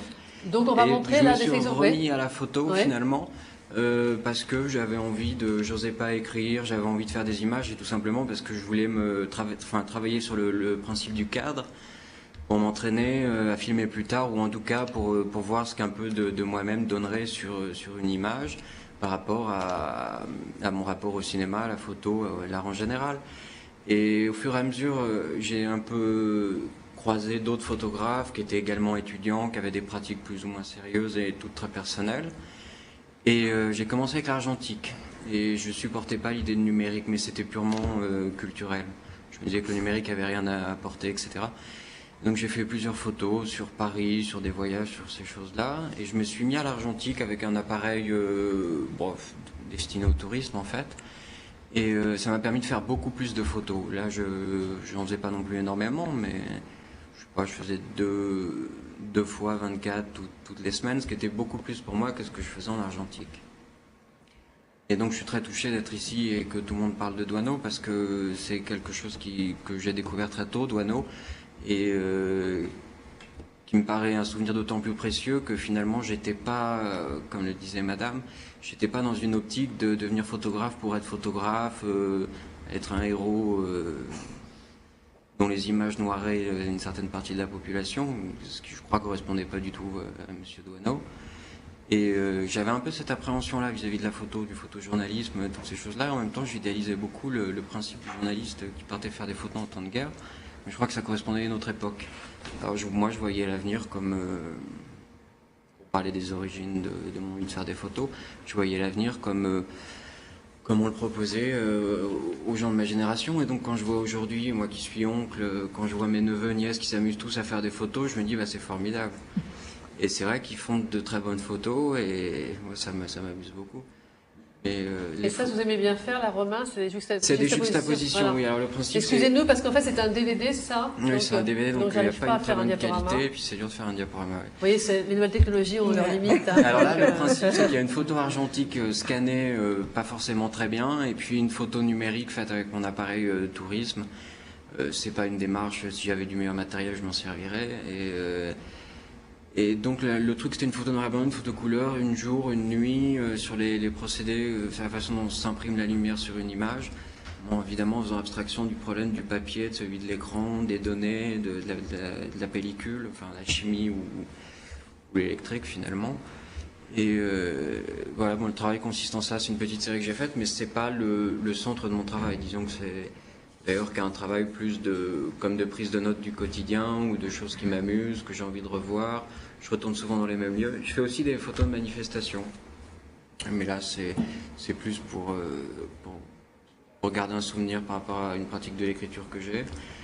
Et là, on voit pas grand-chose. Oui. C'est pas grave. Et voilà. Mais je suis beaucoup intéressé par la photographie. Ce que je pourrais vous en dire maintenant, vous avez dit c'est très facile de se faire exposer. Moi, soit je suis un peu feignant, ce qui n'est pas impossible, soit j'ai beaucoup de mal à me faire exposer. C'est-à-dire que j'ai du mal à m'étendre d'habitude sur ce que je fais, où je le fais très, très sereinement. Donc je manque un peu de l'emportement qui caractérise pas mal de gens, de jeunes qui font de la photo, qui le font parce qu'ils sont passionnés, ils sont capables de partir à l'étranger, faire des projets humanitaires ou ce genre de choses, faire des recherches qui montrent un point de vue. Mais malheureusement, j'ai un engagement qui répond plus d'une image préparée de ces choses-là, ce que je pratique pas. Donc ce que j'essaye de faire, c'est de capter quelque chose qui me plaît, qui m'amuse. Là, ce sont des travaux non pas de surexposition, mais de surimpression. Ça passe par un ordinateur. Et vous aimeriez exposer, en fait, mais parce que vous c'est plutôt le cinéma, en fait. C'est plutôt le cinéma, voilà. Oui, mais... Vous voyez, c'est ce que disait madame, c'est-à-dire qu'il y a, ce que vous disiez, en fait, il y a une grande... beaucoup toute une génération, il y a beaucoup c'est ça, oui, même oui, tout le monde maintenant fait tout à fait, tout à fait. C'est la grande différence. C'est qu'effectivement, la photo est partout. Vous dites, mes neveux font des photos qui sont excellentes. L'œil est aussi... Enfin, je pense que notre œil a beaucoup bougé. Hein, on est nourri d'images, on a une idée du cadrage, enfin, qui n'existait pas pour la génération de nos parents, ou alors pour ceux qui s'en faisaient les spécialistes. Mais aujourd'hui, c'est vrai que l'image est partout et qu'on a même s'il n'y a pas malheureusement, il n'y a pas d'enseignement de la photographie à l'école, malgré tout, on a une espèce d'enseignement du terrain de la photographie parce qu'on en voit tout le temps. C'est Alors, une des très très grandes différences, absolument, effectivement. ouais, je suis d'accord avec vous.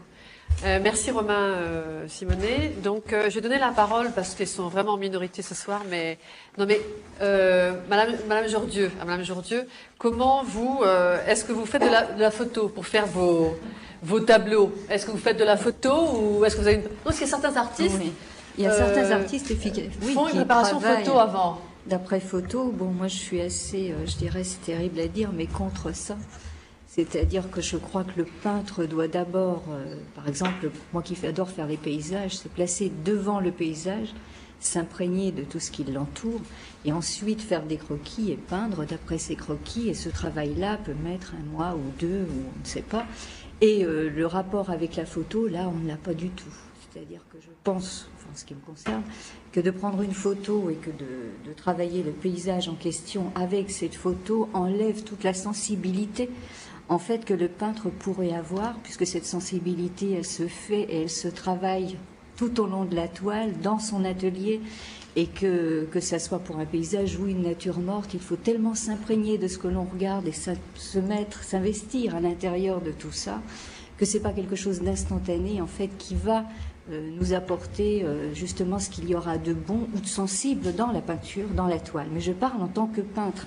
C'est-à-dire que la photo, moi je n'y connais pas grand-chose, je vous entends parler beaucoup de techniques, de choses comme ça, et moi ce qui m'intéresse en photo, c'est aussi justement cette espèce de chose qui se passe quand un photographe comme Monsieur Doisneau, qui prenait ses photos de rue ou de personnages, justement cette sensibilité, il devait l'avoir aussi, il devait se passer quelque chose d'assez incroyable en lui. Et je pense que ça soit un sculpteur, un peintre ou un photographe, c'est ce qui compte avant tout. Voilà. Ça, vous avez complètement raison. Mais néanmoins, il y a une vision un petit peu angélique des photographes. Ouais. Et donc, quand on raconte le personnage, Doisneau, etc., oui, ça fait toujours hurler de rire. Oui. Parce que, certes, il prenait des photos de rue, mais c'était pas du tout un promeneur qui se baladait le nez au vent. C'était un travailleur de force. Oui. Je veux dire, cette espèce de plaque sensible qu'il était devenu, oui, c'était à force d'un travail, mais absolument inimaginable. C'était quelqu'un, la génération d'ailleurs de mon père, que ce soit Henri Cartier-Bresson, oui, l'ironisme, mon père, je ne les ai jamais vus sans un appareil à la main. Enfin, pas Henri les dernières années, puisqu'il avait abandonné la photographie au profit du dessin. Mais sinon, c'était des gens qui avaient leur appareil, ils se levaient avec, ils se couchaient avec. Quand on montait en voiture, ma mère disait toujours, il regarde jamais si ses filles sont dans la voiture, mais il regarde toujours si il y a son sac à photo. Voilà. C'est ça, hein. C'est tout ça. C'est ce qu'ils ont de commun avec les vrais peintres et les vrais sculpteurs. Disons que les peintres et les sculpteurs, c'est tout le temps. C'est-à-dire que effectivement, il y a les tireurs aussi, je pense, énormément de travail. Voilà. Avant même de penser à exposer, de trouver une galerie, de faire ceci ou de faire cela, il y a un tel travail de recherche, de continuité et de quête, hein, ce que disait Madame Cormery tout à l'heure, c'est-à-dire que cette recherche de quête de on ne sait quoi, mais qui fait que sans travail et sans recherche et sans rencontre aussi, parce que la rencontre avec des gens, des personnages qui vont obligatoirement nous amener quelque chose, c'est ça qui fait, je pense, l'art en général. Voilà. C'est tout. C'est effectivement le tronc commun de tous les gens c'est là où on se retrouve en fait. Qui sont dans la recherche artistique. Et l'autre jour, j'allais au Jeu de Paume. Là, en ce moment, il y a une très très belle exposition de Cindy Sherman. Cindy Sherman, dont on parle toujours dans la presse, ça m'agace beaucoup. On cite toujours la valeur marchande des tirages de Cindy Sherman, le plus cher du monde, etc. Moi, j'ai surtout vu une femme qui travaille depuis 30 ans dans une obsession de l'autoportrait, de l'autofiction, de ça, et qui a, en 30 ans, constitué une œuvre considérable. Exactement. Mais bon, que la valeur du marché se soit emparée de ces tirages, tant mieux pour elle, c'est très très bien ça, mais c'est pas la chose la plus intéressante. Et faire rêver des jeunes photographes à une espèce de travail de consommation rapide comme ça de la photo, c'est un leurre absolu. Tout à fait. Ça, je pense que c'est un leurre absolu, les grands photographes. Et la sculpture. Et je pense que c'est la même chose, oui, pour les peintres. Pardon. Il y a quand même une très très grande différence, me semble-t-il, c'est que des peintres, des sculpteurs, des musiciens arrivent à maturité après une période relativement longue, sauf quelques très rares exceptions, À la différence de photographe, je crois que quand on est un bon photographe, on fait presque immédiatement de très bonnes photographes. Et de très bonnes photographies, le problème c'est de faire des très bonnes photographies pendant 40 ans, Exact, 50 ans. c'est ce que j'allais dire. J'allais dire, c'est le problème, c'est la durée. Ah oui, mais c'est pareil pour les peintres et les sculpteurs. C'est la même chose. Il y a quand même, Ah non, le chef-d'œuvre, il est rare, et il faut beaucoup travailler. Ou comme vous dites, ça peut arriver. Oui. Monsieur qui a un excellent peintre qui est ici aussi, il pourra. Je pense que. Non, mais un photographe, par contre, ça peut arriver, il vous peut dites immédiatement faire une très bonne photo. Oui, mais une. Mais comme un peintre peut faire un bon tableau et après faire beaucoup de mauvais, il fera du temps pour. C'est pour moi, je trouve que la photographie est plus facile que la sculpture ou la peinture. N'importe qui, effectivement, peut en faire. Simplement, être un photographe, non. N'importe qui ne peut pas l'être. Moi, je ne suis pas tout à fait d'accord parce que c'est vrai qu'on peut immédiatement faire une bonne photo, mais c'est vrai qu'il a une façon d'entraîner les regards. Et ça s'acquiert dans beaucoup de temps. Quand tout à l'heure, M. Audi il a dit qu'il a un peu abandonné l'idée et l'espoir de devenir photographe, je me suis dit, mais c'est dommage, parce que c'est quelque chose qui n'apparaît pas tout de suite, en fait, moi je pense, le talent en photographie. Tu peux bien savoir s'il y a quelqu'un qui est capable ou pas capable du tout, c'est sûr. Ça se voit tout de suite, mais il y a des choses qui s'acquièrent avec le temps. La façon de regarder, la façon d'apercevoir la lumière. Et après, ça devient une maladie. Hein. Quand tout à l'heure on a dit... C'est un virus, bien sûr. Parce que quand tout à l'heure on a dit qu'il a une façon de regarder qui est différente des autres personnes, ça veut dire que le photographe, le peintre, il ne regarde plus la réalité en tant que réalité. Il regarde la réalité en tant qu'image. Et ça, après, ça te donne beaucoup de soucis. Parce que tu n'es plus comme les autres dans la réalité. Tu es dans une image. Mais pour acquérir cette capacité, il faut du temps. C'est pas une chose immédiate, moi, je pense. Mais d'ailleurs, vous disiez, même Pasquale, et c'était intéressant, je vais m'excuser, je vous ai interrompu, vous disiez que lorsque vous faites une photo, ça doit dépendre. Vous êtes spécialiste, donc vous direz, vous dites que vous prenez beaucoup de temps. Oui, en fait, j'aime pas parler de mon travail, mais, alors, mais vous personnellement déjà. Donc déjà, vous êtes dans un rapport qui n'est pas le clic-clac.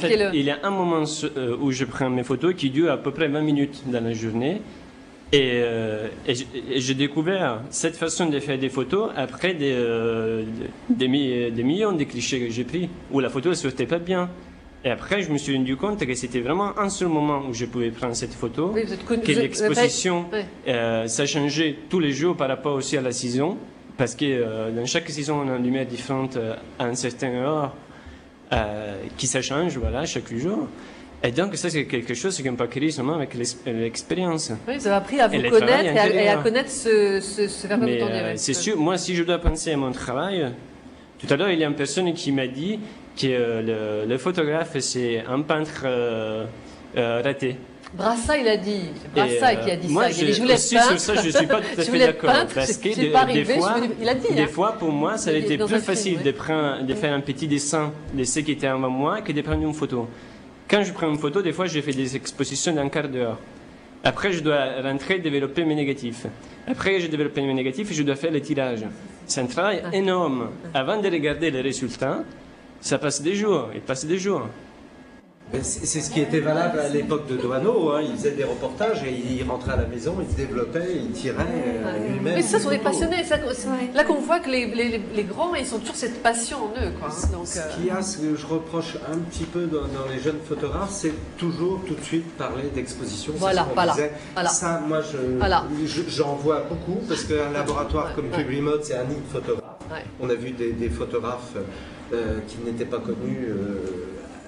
Comment l'être au bout d'un moment, mais c'est tout de suite, exposition ou livre, mais surtout exposition. Et je trouve quand même que vous ayez un travail personnel, mais il faut, je ne sais pas de quoi vous vivez, mais il faut faire de l'alimentaire, et c'est ce qui arrive.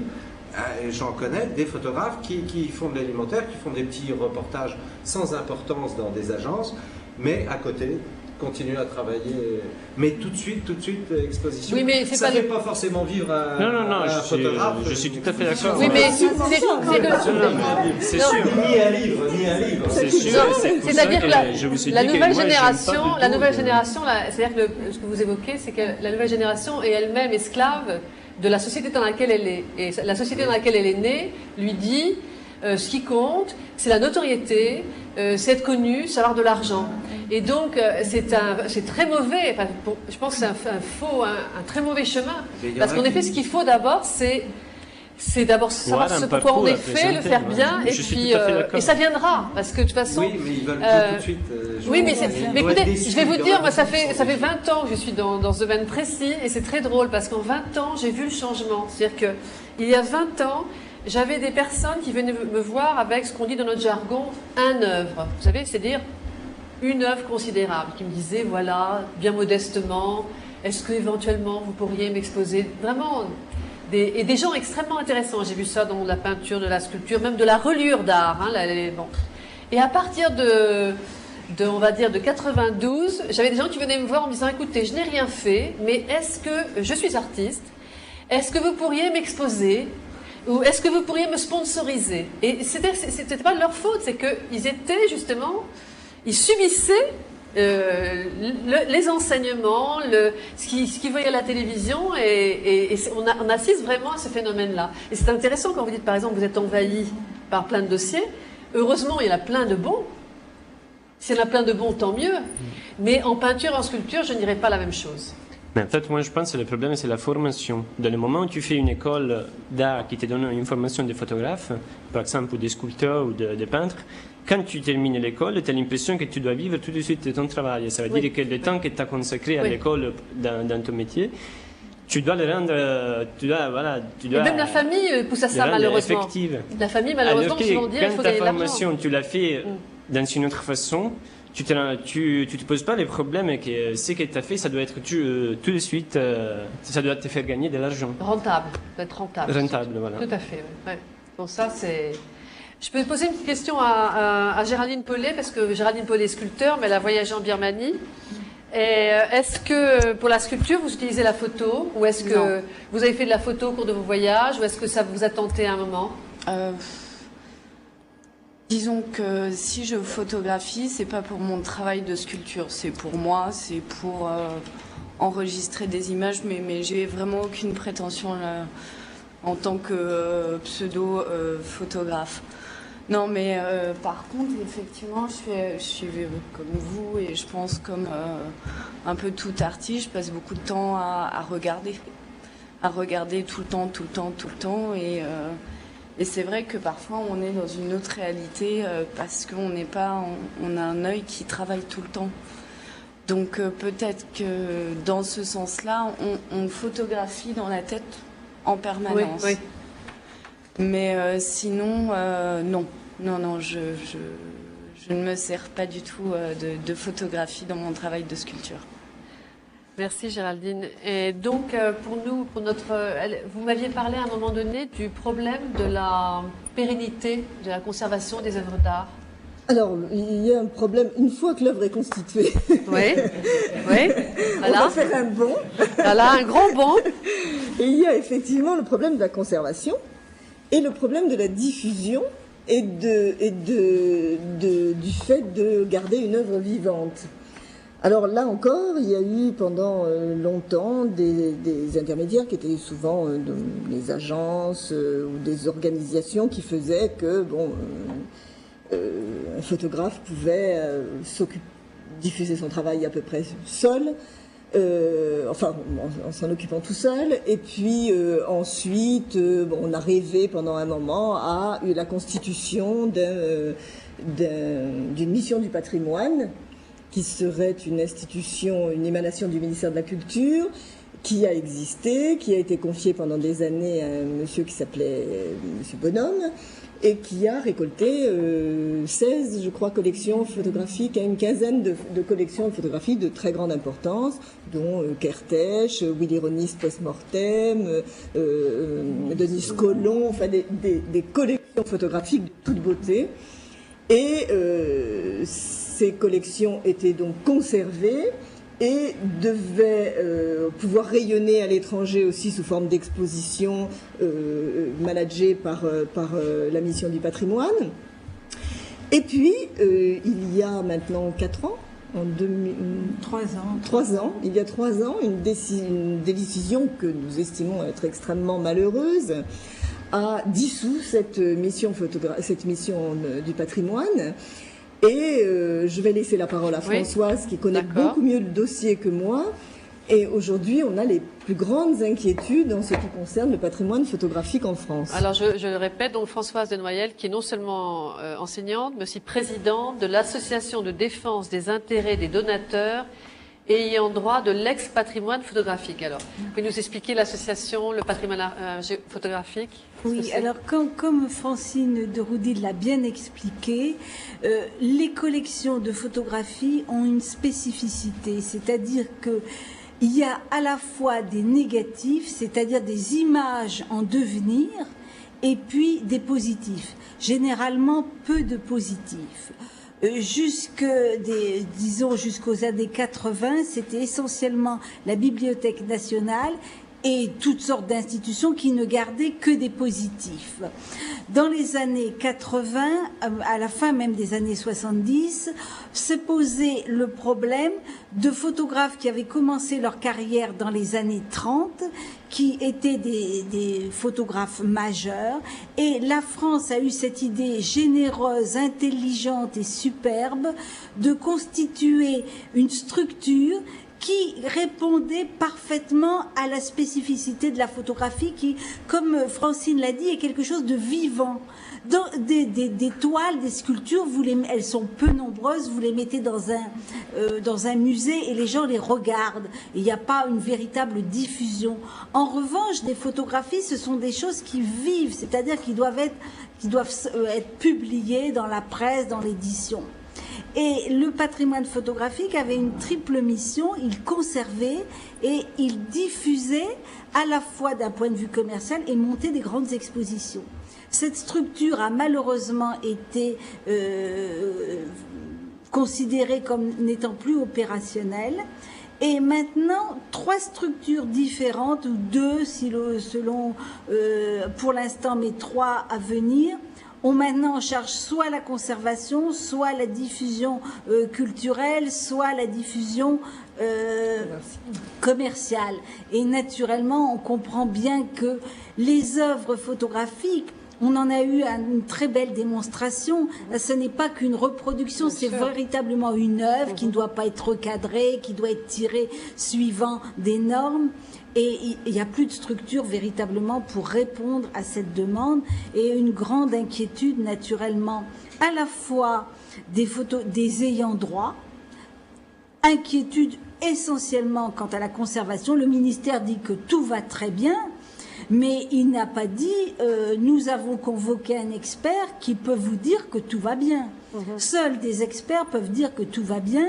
Or, il y a quand même 3 rapports qui disent que tout ne va pas très bien. Est-ce que vous pourriez dire quels sont ces rapports, les noms des rapports? Eh bien, il y a eu un rapport qui a été fait à la demande de l'ancien directeur de patrimoine. Il y a eu ensuite par un monsieur qui s'appelait Gabriel Lopez.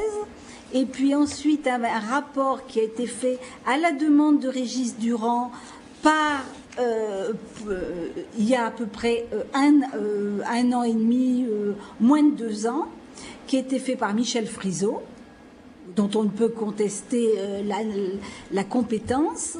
Et puis enfin, une note qui a été faite à la demande toujours du ministère par Bertrand Lavédrine, qui est un des grands spécialistes de la conservation, puisqu'il dirige un laboratoire du CNRS dédié à la conservation, non pas uniquement de la photo, mais entre autres de la photographie. Et cette note commençait par « Les photographies ne sont pas conservées dans des conditions muséales ». Donc, on voit bien qu'il y a problème, quoi qu'on en dise. Et je crois que le problème est d'autant plus important que face à cette difficulté, il y a quand même beaucoup de... Moi, en tant qu'historienne, je rencontre des photographes ou même des ayants droit maintenant, qui ont des collections dont ils se disent « Mais que vais-je faire de la collection ? Que je n'ai pas du tout envie que Corbis la récupère, et que vais-je faire de la collection ?» Donc là, s'il n'y a pas véritablement une volonté très opérationnelle du ministère, on voit bien la réticence. De toute façon, ils n'ont plus véritablement un interlocuteur fiable. C'est-à-dire quelqu'un qui connaisse la photographie et avec qui il puisse parler. Hein, il y a un spécialiste de la conservation, il y a un spécialiste de la diffusion, il y a un spécialiste... Donc, un ayant droit ne va pas s'adresser à 3 personnes différentes. Ça tombe sous le sens. Alors, donc, vous, le souhait de votre association, si vous étiez au ministère de la Culture, on va dire, vous êtes nommé, allez, en 97-98, hein. Oui. Qu'est-ce que vous faites alors? Déjà, je rapatrie la majorité. 2007, pardon, excusez-moi, oui. là je suis. Je rapatrie quand même les photographies de Kertész, les images de Kertész. Le fond de Kertész est au fort dans un fort à Saint-Cyr. Hein, je pense que ça n'exige pas une place, une superficie, un volume tel qu'on ne puisse pas le rapatrier. Je permets que ça soit véritablement accessible aux chercheurs, ce qui est maintenant très compliqué. Oui. Très compliqué. Oui. Je me mets dans des conditions de conservation muséale, parce que les négatifs, ça prend pas des volumes, les négatifs font pas 12 mètres sur 4, hein. Les négatifs, c'est quand même pas énorme. Il y a que ce qui concerne l'histoire du cinéma. Je vous signale quand même que toute l'histoire la photographie de cinéma est en grande déperdition. Hein, beaucoup ne seront jamais récupérables. C'est Sam Levin, c'est des gens, des photos, c'est Corbeau, tous ces gens-là, et les photographies les négatifs ont de très gros problèmes. Et c'est juste ce que vous dites, parce que je faisais une recherche sur un marchand qui s'appelait Ambroise Vollard, qui avait une grande collection de photos. Et j'avais donc obtenu les autorisations par le directeur la directrice du musée d'Orsay. Et en fait, ce sont les conservateurs qui ensuite disaient à chaque fois non, les photos ne sont pas disponibles, parce qu'ils les gardent aussi pour leur propre usage, et ils ne veulent pas que les chercheurs y aient accès.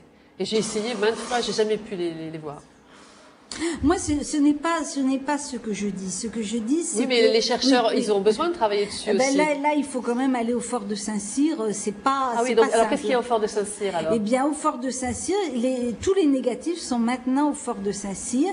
Il n'y a pas véritablement un lieu pour accueillir des chercheurs. Bon, si vous êtes chercheur, on va vous accueillir, mais c'est quand même pas équipé pour. C'est pas équipé pour. Et puis, je pense que on voit bien que Kertész, qui est dans qui a été acquis, Kertész a donné tous ces négatifs à l'État français. Oui. On voit bien que l'État français n'a pas valorisé cette collection. Enfin, il y a des mille et mille choses. Michel Friso insistait très fortement sur ce problème. Mais c'est un problème assez général, je dirais. C'est très bien que vous l'évoquiez pour les photographes. On a le même problème pour les peintres, les sculpteurs qui ont des œuvres considérables. Alors, il y a les systèmes qui ne trouvent pas, bien sûr, de support. Il y a le système de la fondation. Écoutez, monter une fondation en France, ça coûte très cher. Oui, je sais. Il faut, si on veut faire une fondation personnelle autour d'un artiste, c'est un sacerdoce. Hein, c'est extrêmement difficile. Très lourd. Il ne faut pas croire que c'est quelque chose que toutes les familles d'artistes peuvent réaliser. Dieu merci, Martine Franck a réussi à monter cette fondation Henri Cartier-Bresson qui fonctionne très bien et qui permet la visibilité d'autres photographes, puisque l'idée d'Henri Cartier-Bresson était de présenter les œuvres d'autres photographes, bien sûr, dans sa fondation. Mais c'est un cas unique, et c'est parce que l'histoire d'Henri Cartier-Bresson est une histoire absolument unique. Pour ce qui concerne mon père, par exemple, alors que c'est une œuvre qu'on continue à exploiter, dirais-je, d'une façon très efficace, c'est-à-dire que c'est une œuvre qui est rentabilisée. L'atelier Robert Doisneau, que nous avons fondé avec ma sœur, permet qu'il y ait une économie qui fonctionne d'une façon à peu près raisonnable. Mais on serait bien incapable, l'une et l'autre, de pouvoir monter une fondation en l'état actuel des choses. Et pour nous, se passe exactement le problème de la succession. On a des enfants, mais qui ont des métiers tout à fait différents. Je veux dire, qu'est-ce qui va se passer après nous quand on n'aura plus l'énergie de faire fonctionner cet atelier? Et encore heureusement que ma sœur et moi, on était toutes les deux dans les métiers de la photographie. Donc on navigue dans notre milieu, on sait faire, on connaît les gens, on peut arriver à monter des livres, des expos, continuer à faire vivre tout ça. Sinon, on n'entendrait plus parler de Robert Doisneau. Il y aurait des incunables, des livres anciens qui continueraient à circuler comme ça entre collectionneurs, pointe à la ligne, c'est tout. Ouais. Donc c'est un problème absolument énorme en ce moment. En plus de ça, je pense que quand même, ce sont des métiers de passion. Je crois que tous les gens qui vont faire de la photographie, les gens qui choisissent d'être tireurs, c'est en général des gens d'ailleurs qui avaient la vocation de la photographie au départ. Les gens que j'ai connus travaillant dans les agences sont des gens qui adorent la photographie. Ce sont des métiers vraiment de passion. Mais il y a différentes sortes de photographie et chacun y va de sa passion pour un style d'image. Bon. Et je pense que c'était quand même une très mauvaise action de donner le patrimoine à ce qui était à l'époque la préfiguration du jeu de paume. Parce que les gens qui travaillaient au jeu de paume travaillaient avec une foi que je ne conteste pas du tout, mais dans l'ultra contemporain. Ce qui est une photographie extrêmement passionnante aussi, hein, mais qui est tout à fait différente de l'idée du patrimoine photographique. Et donc, bien entendu, ne partageait pas la même passion que d'autres pouvaient avoir pour le patrimoine photographique.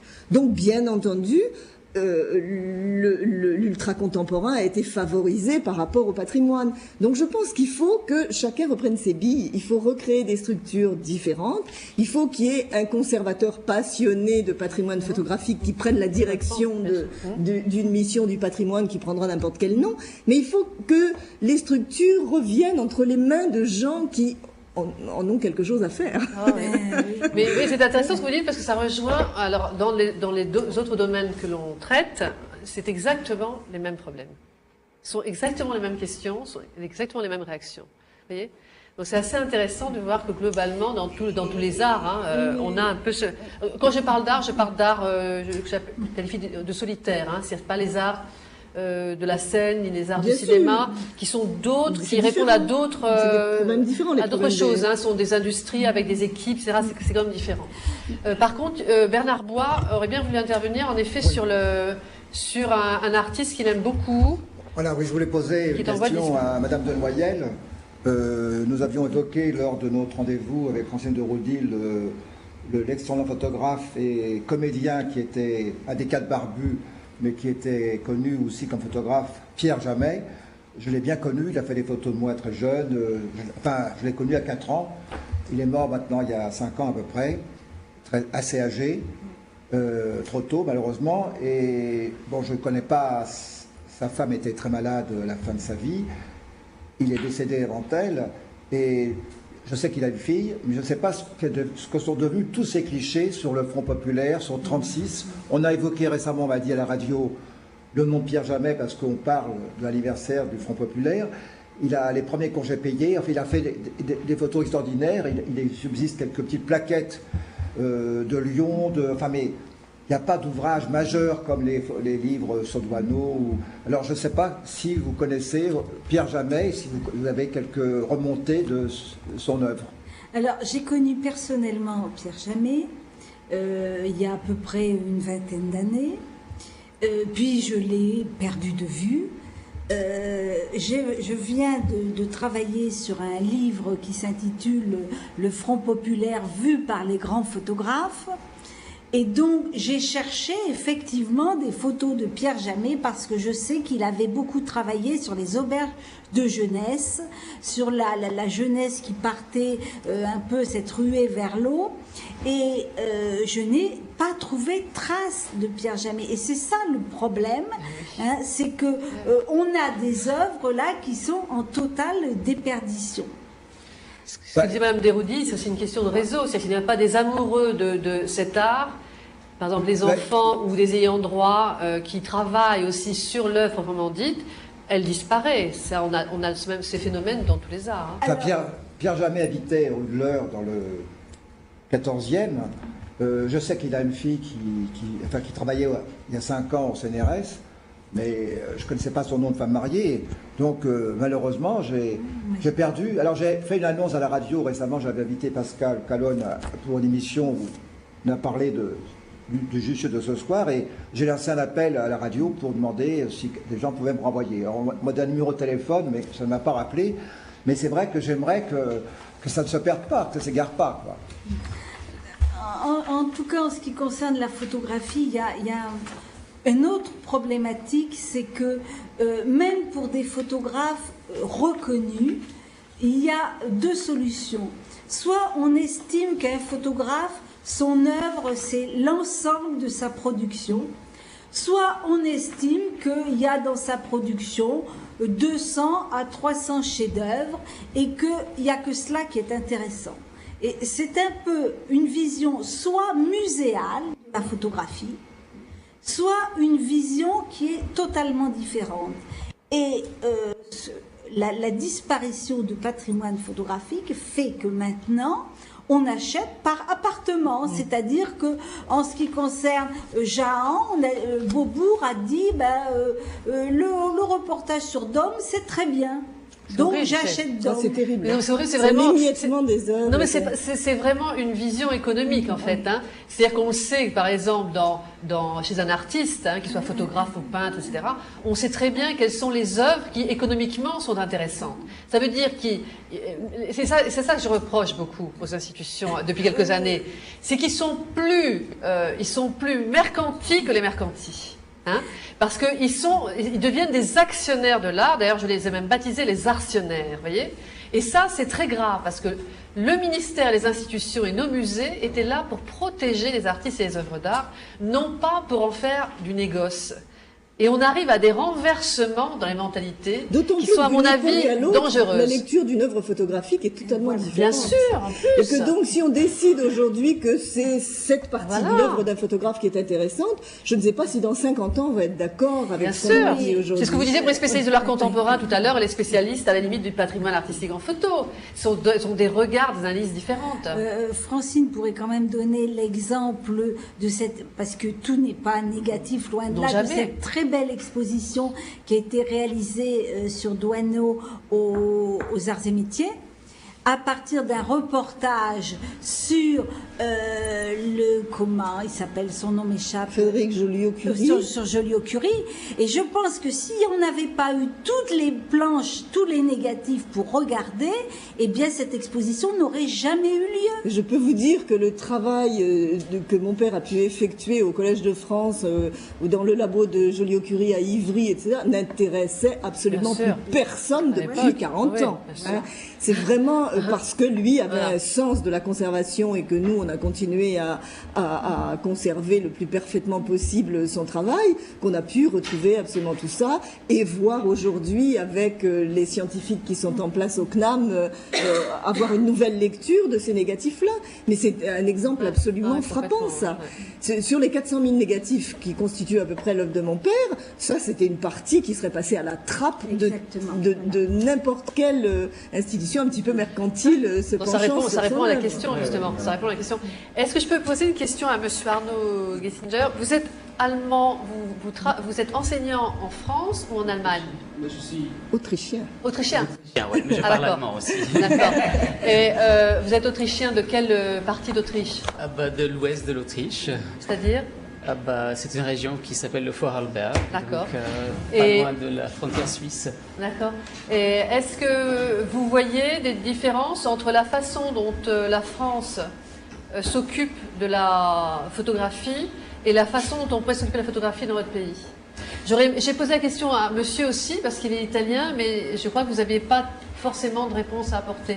J'aime bien avoir les regards croisés. Moi, je suis peut-être un exemple un peu atypique parce que j'ai fait une partie de ma formation, presque toute ma formation en photographie en France. Donc, j'enseigne effectivement en Autriche et je peux vous rassurer, même malgré toutes les critiques que j'entends à juste titre ce soir par rapport à la situation française, elle est quand même belle. Il y a quand même un enseignement qui est, même si en faculté c'est pas encore l'idéal, mais et vous enseignez où, je vous excusez? Moi, j'enseigne à l'université aussi. Laquelle? De Innsbruck. Ah, Innsbruck, d'accord. Donc et voilà. Donc, dans quel département?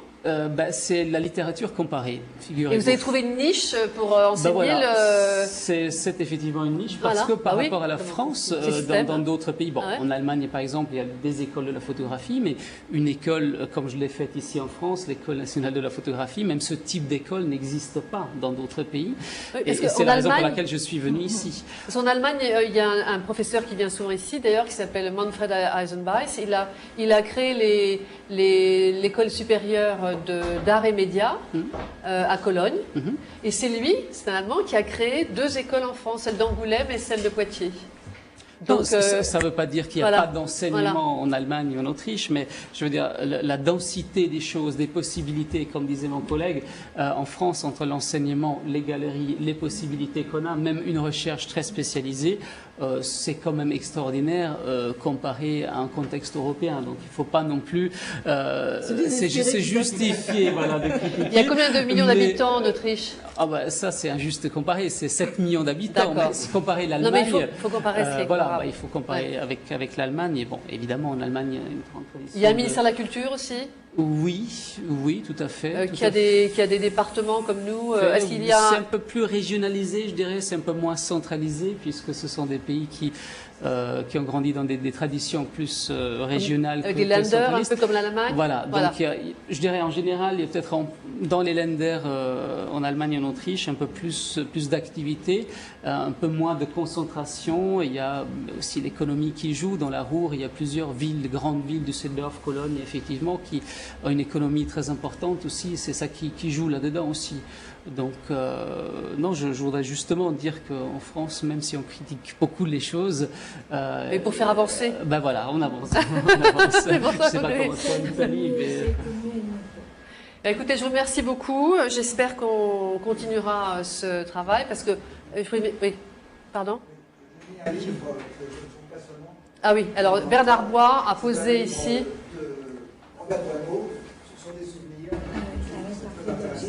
Ah oui, alors parce qu'en plus, Bernard Bois est critique d'art, mais c'est aussi un bibliophile extraordinaire. Et à chaque fois, il nous amène des livres merveilleux. Alors, ce livre a été réédité récemment par les éditions Actes Sud. Donc, il n'est pas seulement l'affaire des bibliophiles. Oui, mais celui-là, il est de quelle année? Ah non, il est pas très vieux par rapport à ce que tu apportes d'habitude, c'est 1969. Ça va. Écoutez, je vous remercie beaucoup d'être venus. L'heure tourne, autrement on aurait bien continué. Donc je remercie tous les invités. Grâce à vous, on a un peu mieux compris le monde de la photographie. Je vous dis à très bientôt. On se retrouve pour le prochain Aréart au mois de septembre. Et cette visioconférence sera en ligne sur Internet d'ici une dizaine de jours. Voilà. Je vous remercie beaucoup. Donc au mois de septembre, je vous souhaite de bonnes vacances. À bientôt.